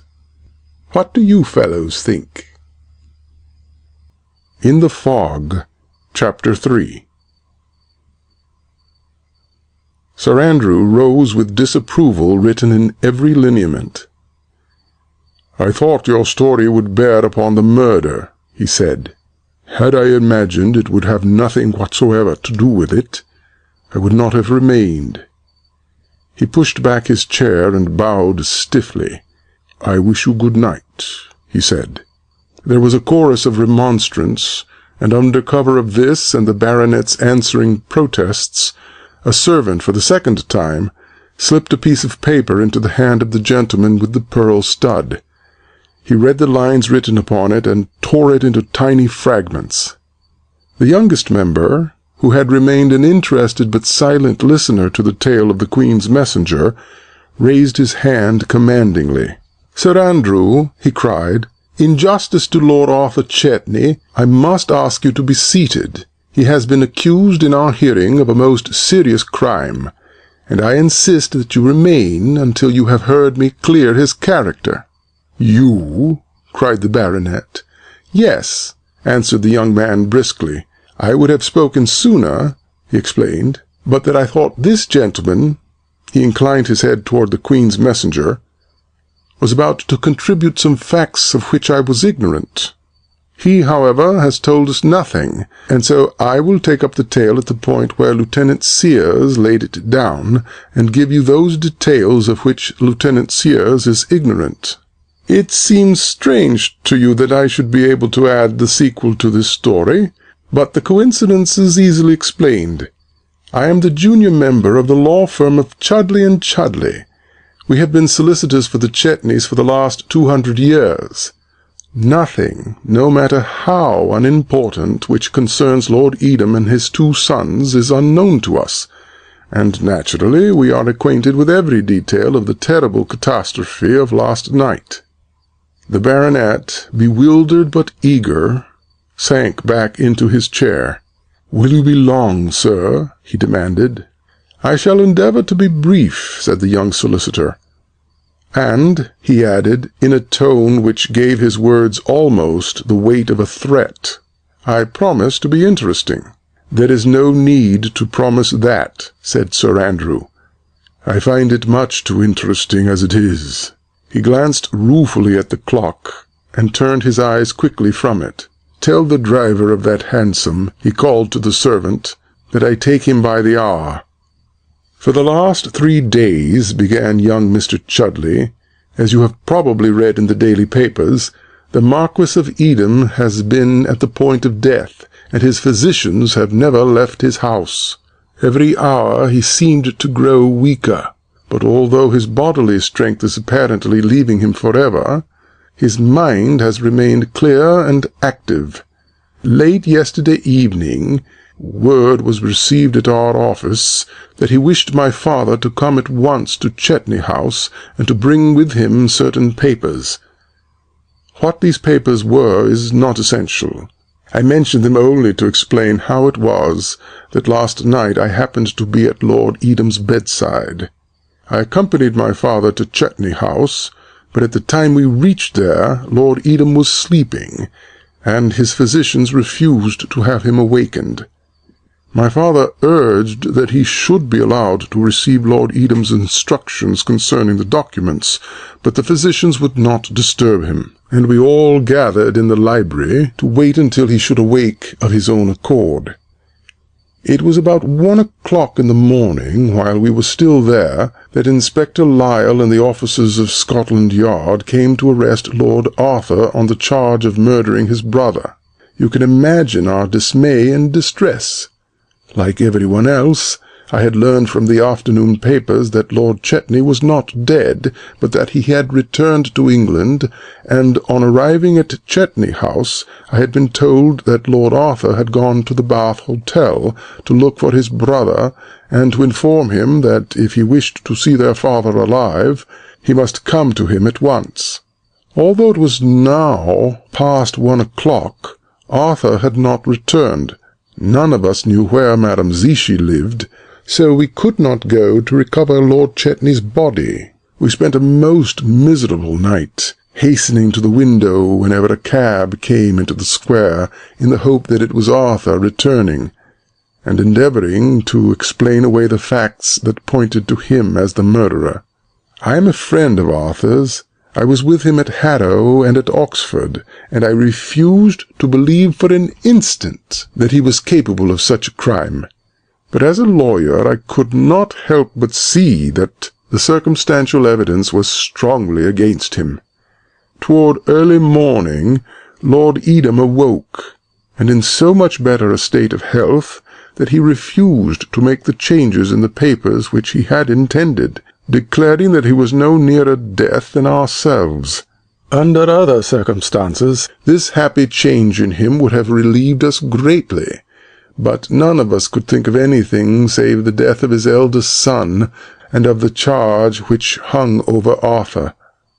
As long as Inspector Lyle remained in the house, my father and I decided that I, as one of the legal advisers of the family, should also remain there, but there was little for either of us to do. Arthur did not return, and nothing occurred until late this morning, when Lyle received word that the Russian servant had been arrested. He at once drove to Scotland Yard to question him. He came back to us in an hour, and informed me that the servant had refused to tell anything of what had happened the night before, or of himself, or of the Princess Zichy. He would not even give them the address of her house. "He is in abject terror," Lyle said. I assured him that he was not suspected of the crime, but he would tell me nothing.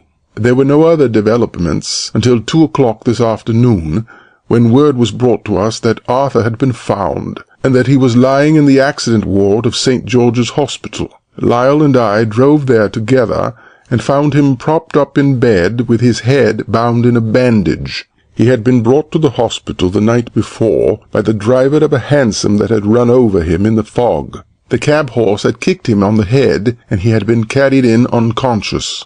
There was nothing on him to tell who he was, and it was not until he came to his senses this afternoon that the hospital authorities had been able to send word to his people. Lyle at once informed him that he was under arrest, and with what he was charged, and though the inspector warned him to say nothing which might be used against him, I, as his solicitor, instructed him to speak freely, and to tell us all he knew of the occurrences of last night. It was evident to anyone that the fact of his brother's death was of much greater concern to him than that he was accused of his murder. "That," Arthur said contemptuously, "that is damned nonsense. It is monstrous and cruel. We parted better friends than we have been in years. I will tell you all that happened, not to clear myself, but to help you find out the truth. His story is as follows. Yesterday afternoon, owing to his constant attendance on his father, he did not look at the evening papers, and it was not until after dinner, when the butler brought him one and told him of its contents, that he learned that his brother was alive and at the Bath Hotel. He drove there at once, but was told that about 8 o'clock his brother had gone out, but without giving any clue of his destination. As Chetney had not at once come to see his father, Arthur decided that he was still angry with him, and his mind, turning naturally to the cause of their quarrel, determined him to look for Chetney at the home of the Princess Zichy. Her house had been pointed out to him, and though he had never visited it, he had passed it many times and knew its exact location. He accordingly drove in that direction as far as the fog would permit the hansom to go, and walked the rest of the way, reaching the house about 9 o'clock. He rang and was admitted by the Russian servant. The man took his card into the drawing-room, and at once his brother ran out and welcomed him. He was followed by the Princess Zichy, who also received Arthur most cordially. "You brothers will have much to talk about," she said. "I am going to the dining-room. When you have finished, let me know." As soon as she left them, Arthur told his brother that their father was not expected to outlive the night, and that he must come to him at once. "This is not the moment to remember your quarrel," Arthur said to him. "You have come back from the dead only in time to make your peace with him before he dies." Arthur says that at this Chetney was greatly moved. "You entirely misunderstand me, Arthur," he returned. "I did not know the governor was ill, or I would have gone to him the instant I arrived. My only reason for not doing so was because I thought he was still angry with me. I shall return with you immediately, as soon as I have said goodbye to the princess. It is a final goodbye. After tonight I shall never see her again." "Do you mean that?" Arthur cried. "Yes," Chetney answered.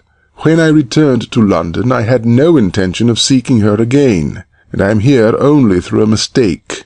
He then told Arthur that he had separated from the princess even before he went to Central Africa, and that moreover, while at Cairo on his way south, he had learned certain facts concerning her life there during the previous season, which made it impossible for him ever to wish to see her again. Their separation was final and complete. "She deceived me cruelly," he said. "I cannot tell you how cruelly. During the 2 years when I was trying to obtain my father's consent to our marriage, she was in love with a Russian diplomat. During all that time he was secretly visiting her here in London, and her trip to Cairo was only an excuse to meet him there." "Yet you are here with her tonight," Arthur protested, "only a few hours after your return." "That is easily explained," Chetney answered. "As I finished dinner tonight at the hotel, I received a note from her from this address. In it she said she had just learned of my arrival, and begged me to come to her at once. She wrote that she was in great and present trouble, dying of an incurable illness, and without friends or money. She begged me, for the sake of old times, to come to her assistance. During the last 2 years in the jungle, all my former feeling for Zichy had utterly passed away, but no one could have dismissed the appeal she made to me in that letter. So I came here and found her, as you have seen her, quite as beautiful as she ever was, in very good health, and, from the look of the house, in no need of money. I asked her what she meant by writing me that she was dying in a garret, and she laughed and said she had done so because she was afraid, unless I thought she needed help, I would not try to see her. That was where we were when you arrived. And now, Chetney added, I will say goodbye to her, and you had better return home. No, you can trust me. I shall follow you at once. She has no influence over me now. but I believe, in spite of the way she has used me, that she is, after her queer fashion, still fond of me, and when she learns that this goodbye is final, there may be a scene, and it is not fair to her that you should be here. So go home at once, and tell the governor that I am following you in 10 minutes. That, said Arthur, is the way we parted. I never left him on more friendly terms. I was happy to see him alive again. I was happy to think he had returned in time to make up his quarrel with my father. And I was happy that at last he was shut of that woman. I was never better pleased with him in my life. He turned to Inspector Lyle, who was sitting at the foot of the bed, taking notes of all he told us. "Why, in the name of common sense," he cried, "should I have chosen that moment of all others to send my brother back to the grave?" For a moment the inspector did not answer him. I do not know if any of you gentlemen are acquainted with Inspector Lyle, but if you are not, I can assure you that he is a very remarkable man. Our firm often applies to him for aid, and he has never failed us. My father has the greatest possible respect for him. Where he has the advantage over the ordinary police official is in the fact that he possesses imagination. He imagines himself to be the criminal, imagines how he would act under the same circumstances, and he imagines to such purpose that he generally finds the man he wants. I have often told Lyle that if he had not been a detective, he would have made a great success as a poet or a playwright. When Arthur turned on him, Lyle hesitated for a moment, and then told him exactly what was the case against him. "Ever since your brother was reported as having died in Africa," he said, "your lordship has been collecting money on post-obits. Lord Chetney's arrival last night turned them into waste paper. You were suddenly in debt for thousands of pounds, for much more than you could ever possibly pay. No one knew that you and your brother had met at Madame Zichy's, but you knew that your father was not expected to outlive the night, and that if your brother were dead also, you would be saved from complete ruin, and that you would become the Marquis of Edam." "Oh, that is how you have worked it out, is it?" Arthur cried. "And for me to become Lord Edam, was it necessary that the woman should die too?" "They will say," Lyle answered, "that she was a witness to the murder, that she would have told." "Then why did I not kill the servant as well?" Arthur said. "He was asleep and saw nothing." "And you believe that?" Arthur demanded. "It is not a question of what I believe," Lyle said gravely. "It is a question for your peers." "The man is insolent," Arthur cried. "The thing is monstrous, horrible."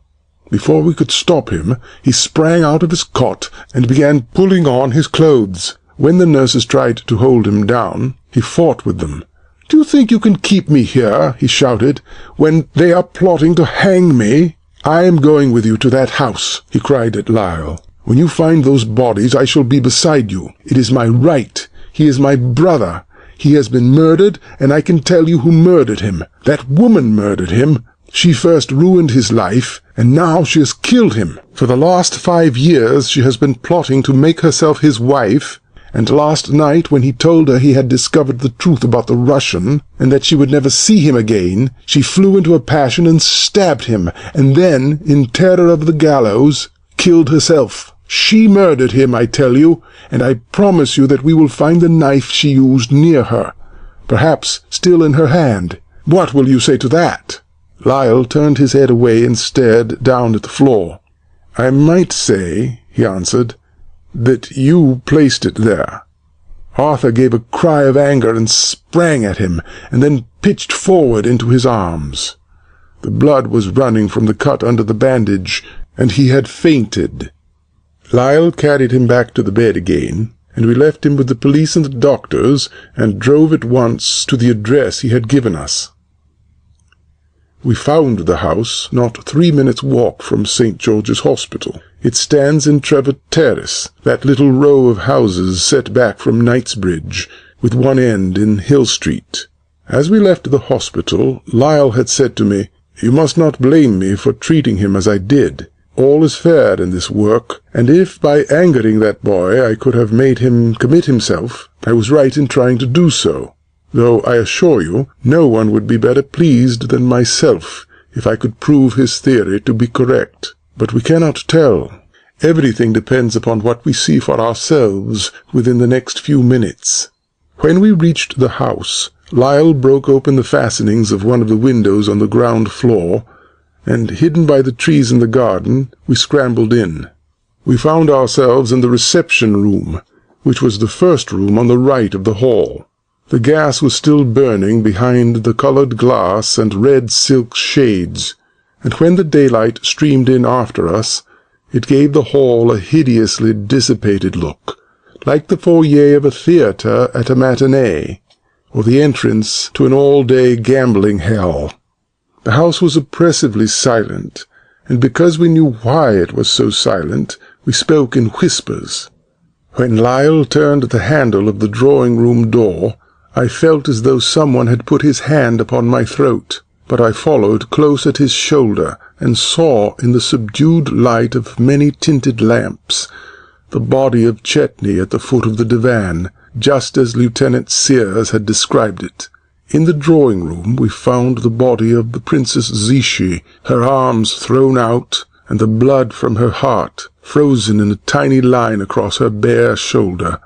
But neither of us, although we searched the floor on our hands and knees, could find the weapon which had killed her.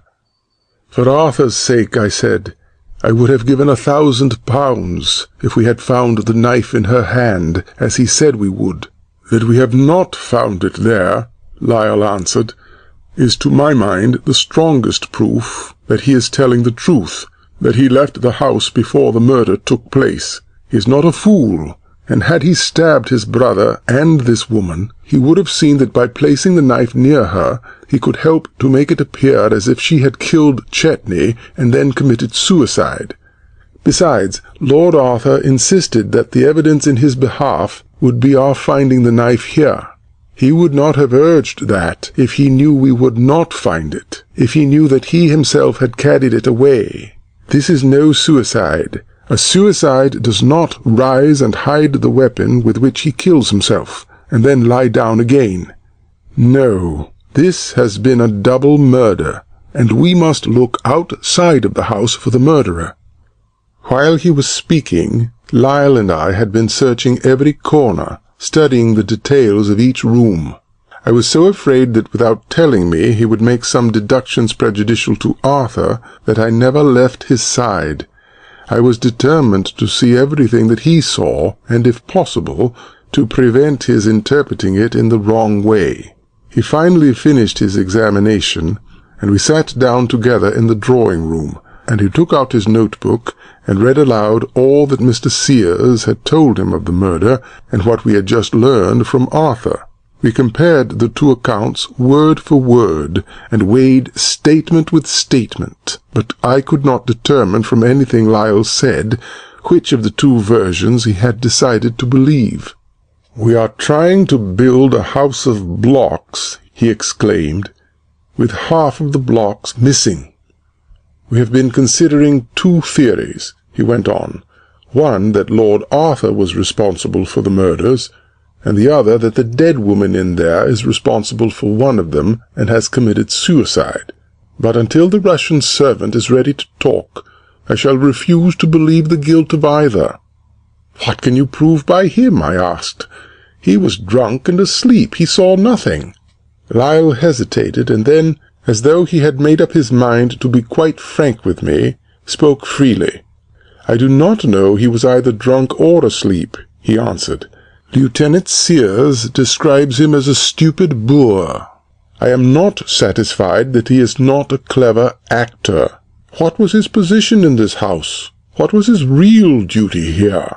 Suppose it was not to guard this woman, but to watch her. Let us imagine that it was not the woman he served, but a master, and see where that leads us. For this house has a master, a mysterious absentee landlord who lives in St. Petersburg, the unknown Russian who came between Chetney and Zichy, and because of whom Chetney left her. He is the man who bought this house for Madame Zichy, who sent these rugs and curtains from St. Petersburg to furnish it for her after his own tastes. And I believe it was he also who placed the Russian servant here, ostensibly to serve the princess, but in reality to spy upon her. At Scotland Yard we do not know who this gentleman is. The Russian police confess to equal ignorance concerning him. When Lord Chetney went to Africa, Madame Zichy lived in St. Petersburg, but there her receptions and dinners were so crowded with members of the nobility and of the army and diplomats that, among so many visitors, the police could not learn which was the one for whom she most greatly cared. Lyle pointed to the modern French paintings and the heavy silk rugs which hung upon the walls. "The unknown is a man of taste and of some fortune," he said, "not the sort of man to send a stupid peasant to guard the woman he loves. So I am not content to believe with Mr. Sears that the servant is a boor. I believe him instead to be a very clever ruffian. I believe him to be the protector of his master's honor, or, let us say, of his master's property, whether that property be silver plate or the woman his master loves. Last night, after Lord Arthur had gone away, the servant was left alone in this house with Lord Chetney and Madame Zichy. From where he sat in the hall, he could hear Lord Chetney bidding her farewell, for if my idea of him is correct, he understands English quite as well as you or I. Let us imagine that he heard her entreating Chetney not to leave her, reminding him of his former wish to marry her, and let us suppose that he hears Chetney denounce her, and tell her that at Cairo he has learned of this Russian admirer, the servant's master. He hears the woman declare that she has had no admirer but himself, and that this unknown Russian was and is nothing to her, and that there is no man she loves but him, and that she cannot live knowing that he is alive without his love.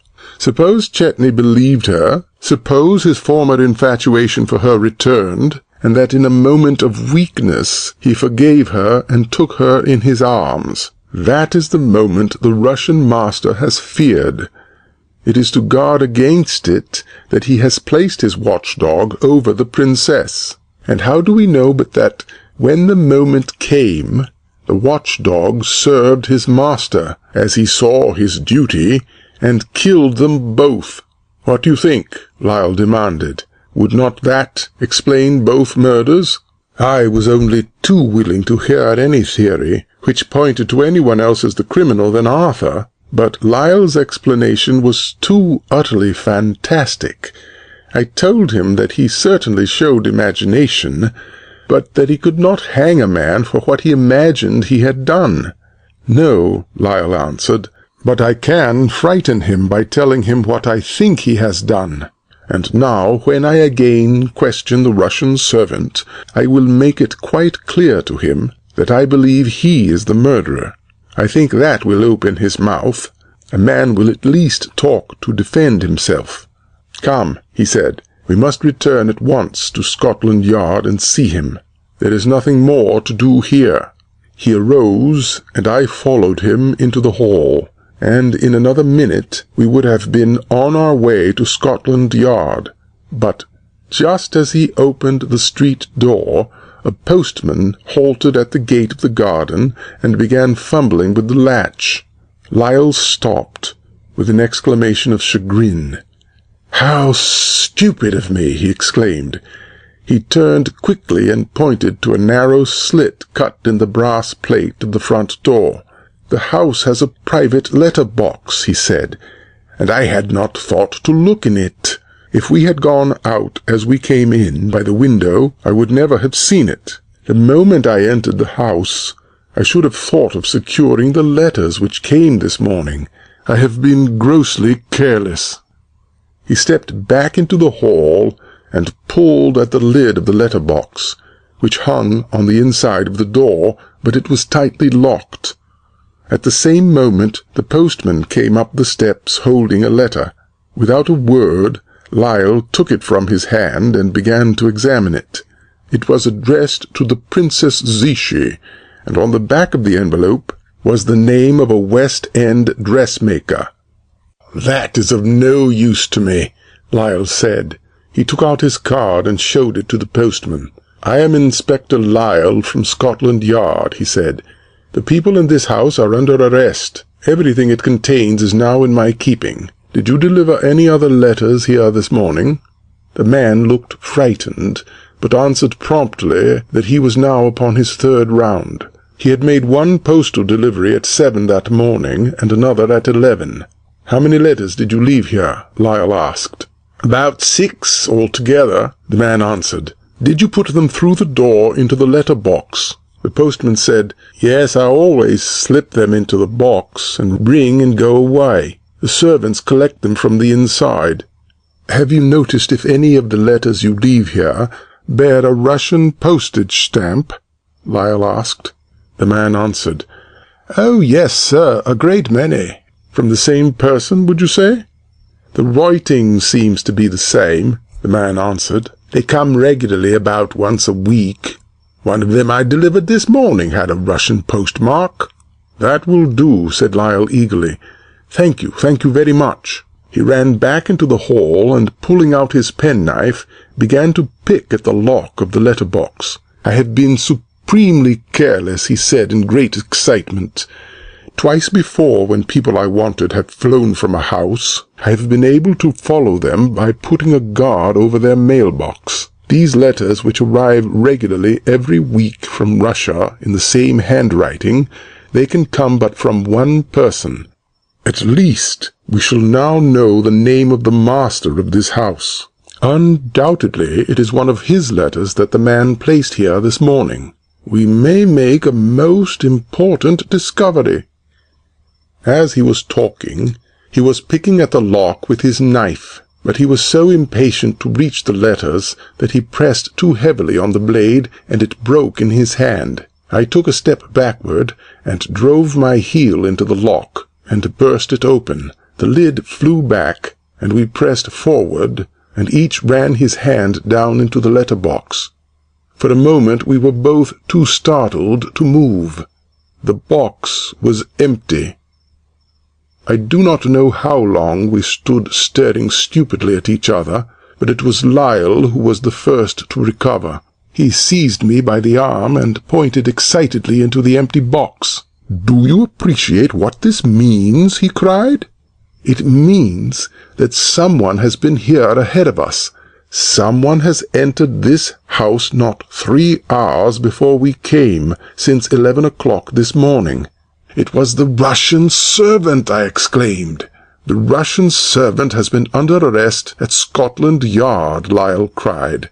"He could not have taken the letters. Lord Arthur has been in his cot at the hospital. That is his alibi. There is someone else, someone we do not suspect, and that someone is the murderer. He came back here either to obtain those letters because he knew they would convict him, or to remove something he had left here at the time of the murder, something incriminating, the weapon perhaps, or some personal article, a cigarette case, a handkerchief with his name upon it, or a pair of gloves. Whatever it was, it must have been damning evidence against him to have made him take so desperate a chance." "How do we know," I whispered, "that he is not hidden here now?" "No, I'll swear he is not," Lyle answered. "I may have bungled in some things, but I have searched this house thoroughly. Nevertheless," he added, "we must go over it again, from the cellar to the roof. We have the real clue now, and we must forget the others and work only it." As he spoke, he began again to search the drawing-room, turning over even the books on the tables and the music on the piano. "Whoever the man is," he said over his shoulder, "we know that he has a key to the front door and a key to the letter-box. That shows us that he is either an inmate of the house, or that he comes here when he wishes. The Russian says that he was the only servant in the house. Certainly we have found no evidence to show that any other servant slept here. There could be but one other person who would possess a key to the house and the letter-box, and he lives in St. Petersburg. At the time of the murder he was 2,000 miles away. Lyle interrupted himself suddenly with a sharp cry, and turned upon me with his eyes flashing. "But was he?" he cried. "Was he? How do we know that last night he was not in London, in this very house, when Zichy and Chetney met?" He stood staring at me without seeing me, muttering and arguing with himself. "Don't speak to me," he cried, as I ventured to interrupt him. "I can see it now. It is all plain. It was not the servant, but his master, the Russian himself, and it was he who came back for the letters. He came back for them because he knew they would convict him. We must find them. We must have those letters. If we find the one with the Russian postmark, we shall have found the murderer." He spoke like a madman, and as he spoke he ran around the room with one hand held out in front of him, as you have seen a mind-reader at a theatre seeking for something hidden in the stalls. He pulled the old letters from the writing desk and ran them over as swiftly as a gambler deals out cards. He dropped on his knees before the fireplace and dragged out the dead coals with his bare fingers, and then, with a low, worried cry, like a hound on a scent, he ran back to the waste-paper basket, and, lifting the papers from it, shook them out upon the floor. Instantly he gave a shout of triumph, and, separating a number of torn pieces from the others, held them up before me. "Look!" he cried. "Do you see? Here are 5 letters, torn across in 2 places. The Russian did not stop to read them, for as you see, he has left them still sealed. I have been wrong. He did not return for the letters. He could not have known their value. He must have returned for some other reason, and as he was leaving, saw the letter-box, and taking out the letters, held them together so, and tore them twice across, and then, as the fire had gone out, tossed them into this basket. Look," he cried, "here in the upper corner of this piece is a Russian stamp. This is his own letter, unopened."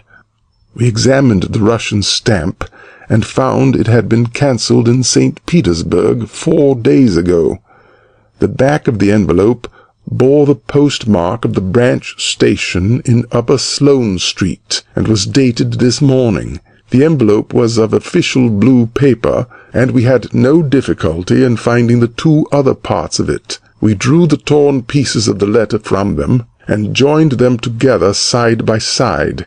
There were but 2 lines of writing, and this was the message: "I leave Petersburg on the night train, and I shall see you at Trevor Terrace after dinner Monday evening."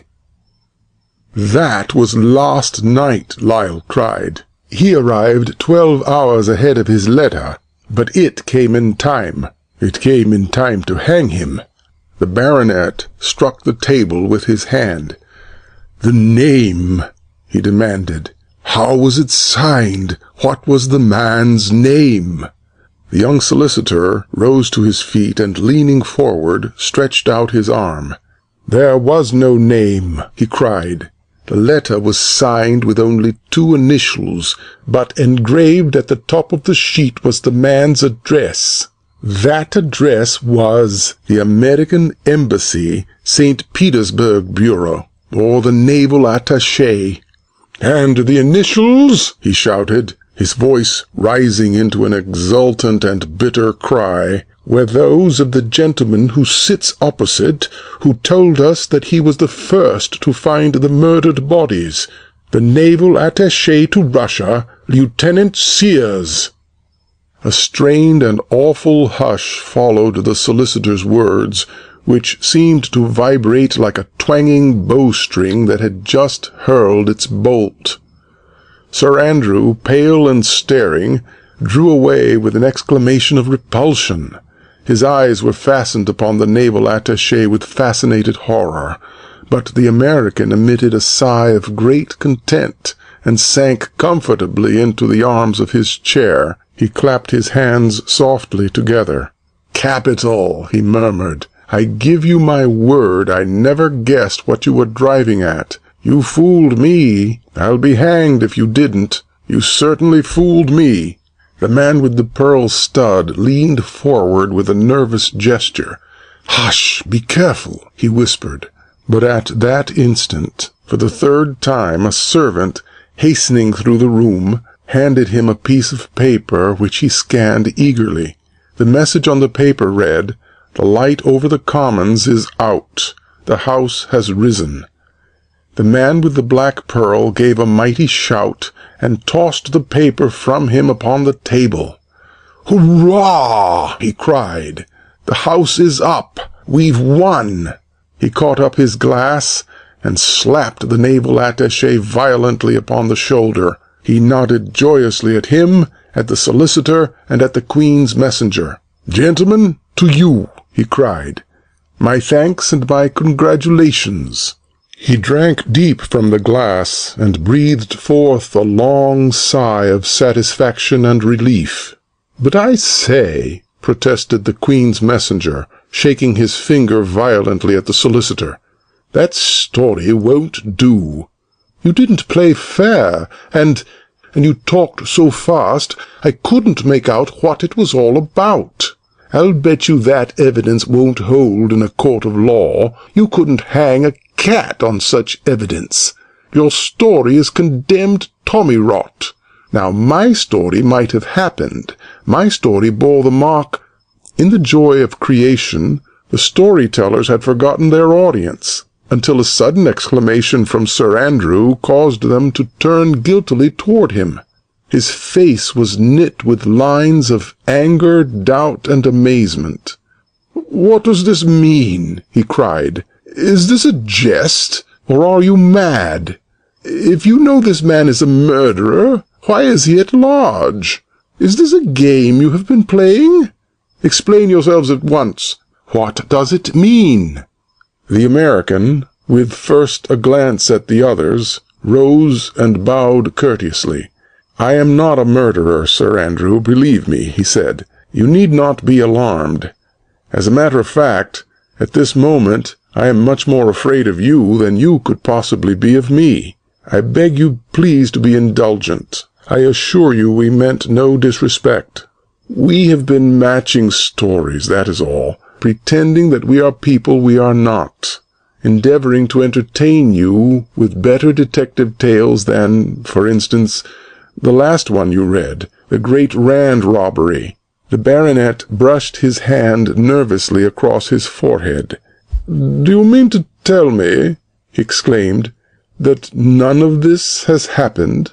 That Lord Chetney is not dead? That his solicitor did not find a letter of yours written from your post in Petersburg, and that just now, when he charged you with murder, he was in jest?" "I am really very sorry," said the American, "but you see, sir, he could not have found a letter written by me in St. Petersburg, because I have never been in Petersburg. Until this week, I have never been outside of my own country. I am not a naval officer. I am a writer of short stories, and tonight, when this gentleman told me that you were fond of detective stories, I thought it would be amusing to tell you one of my own, one that I had just mapped out this afternoon." "But Lord Chetney is a real person," interrupted the baronet, "and he did go to Africa 2 years ago, and he was supposed to have died there, and his brother Lord Arthur has been the heir. And yesterday Chetney did return. I read it in the papers." "So did I," assented the American soothingly, "and it struck me as being a very good plot for a story. I mean his unexpected return from the dead, and the probable disappointment of the younger brother. So I decided that the younger brother had better murder the older one. The Princess Zichy I invented out of a clear sky. The fog I did not have to invent. Since last night I know all there is to know about a London fog. I was lost in one for 3 hours." The baronet turned grimly upon the Queen's messenger. "But this gentleman," he protested, "he is not a writer of short stories. He is a member of the Foreign Office. I have often seen him in Whitehall, and, according to him, the Princess Zichy is not an invention. He says she is very well known, that she tried to rob him." The servant of the Foreign Office looked unhappily at the cabinet minister and puffed nervously on his cigar. "It's true, Sir Andrew, that I am a Queen's messenger," he said appealingly, "and a Russian woman once did try to rob a Queen's messenger in a railway carriage, only it did not happen to me, but to a pal of mine. The only Russian princess I ever knew called herself Zabriskie. You may have seen her. She used to do a dive from the roof of the aquarium." Sir Andrew, with a snort of indignation, fronted the young solicitor. "And I suppose yours was a cock-and-bull story too," he said. "Of course it must have been, since Lord Chetney is not dead. But don't tell me," he protested, "that you are not Chudley's son either." "I'm sorry," said the youngest member, smiling in some embarrassment, "but my name is not Chudley. I assure you, though, that I know the family very well, and that I am on very good terms with them." "You should be," exclaimed the baronet. "And judging from the liberties you take with the Chetneys, you had better be on very good terms with them, too." The young man leaned back and glanced toward the servants at the far end of the room. "It has been so long since I have been in the club," he said, "that I doubt if even the waiters remember me. Perhaps Joseph may," he added. "Joseph," he called, and at the word a servant stepped briskly forward. The young man pointed to the stuffed head of a great lion which was suspended above the fireplace. "Joseph," he said, "I want you to tell these gentlemen who shot that lion. Who presented it to the grill?" Joseph, unused to acting as master of ceremonies to members of the club, shifted nervously from one foot to the other. "Why, you did," he stammered. "Of course I did," exclaimed the young man. "I mean, what is the name of the man who shot it? Tell the gentlemen who I am. They wouldn't believe me." "Who you are, my lord?" said Joseph. "You are Lord Edam's son, the Earl of Chetney." "You must admit," said Lord Chetney when the noise had died away, "that I couldn't remain dead while my little brother was accused of murder. I had to do something. Family pride demanded it. Now Arthur, as the younger brother, can't afford to be squeamish, but personally I should hate to have a brother of mine hanged for murder." "You certainly showed no scruples against hanging me," said the American, "but in the face of your evidence I admit my guilt, and I sentence myself to pay the full penalty of the law as we are made to pay it in my own country. The order of this court is," he announced, "that Joseph shall bring me a wine card, and that I sign it for 5 bottles of the club's best champagne." "Oh, no," protested the man with the pearl stud. "It is not for you to sign it. In my opinion, it is Sir Andrew who should pay the costs. It is time you knew," he said, turning to that gentleman, "that unconsciously you have been the victim of what I may call a patriotic conspiracy. These stories have had a more serious purpose than merely to amuse. They have been told with the worthy object of detaining you from the House of Commons. I must explain to you that all through this evening I have had a servant waiting at Trafalgar Square, with instructions to bring me word as soon as the light over the House of Commons had ceased to burn. The light is now out, and the object for which we plotted is attained." The baronet glanced keenly at the man with the black pearl, and then quickly at his watch. The smile disappeared from his lips, and his face was set in stern and forbidding lines. "And may I know," he asked icily, "what was the object of your plot?" "A most worthy one," the other retorted. "Our object was to keep you from advocating the expenditure of many millions of the people's money upon more battleships. In a word, we have been working together to prevent you from passing the Navy Increase Bill." Sir Andrew's face bloomed with brilliant color. His body shook with suppressed emotion. "My dear sir," he cried, "you should spend more time at the House and less at your club. The Navy Bill was brought up on its third reading at 8 o'clock this evening. I spoke for 3 hours in its favor. My only reason for wishing to return again to the House tonight was to sup on the terrace with my old friend, Admiral Simons, for my work at the House was completed 5 hours ago, when the Navy Increase Bill was passed by an overwhelming majority." The baronet rose and bowed. "I have to thank you, sir," he said, "for a most interesting evening." The American shoved the wine card which Joseph had given him toward the gentleman with the black pearl. "You sign it," he said. End of Section 3. End of In the Fog.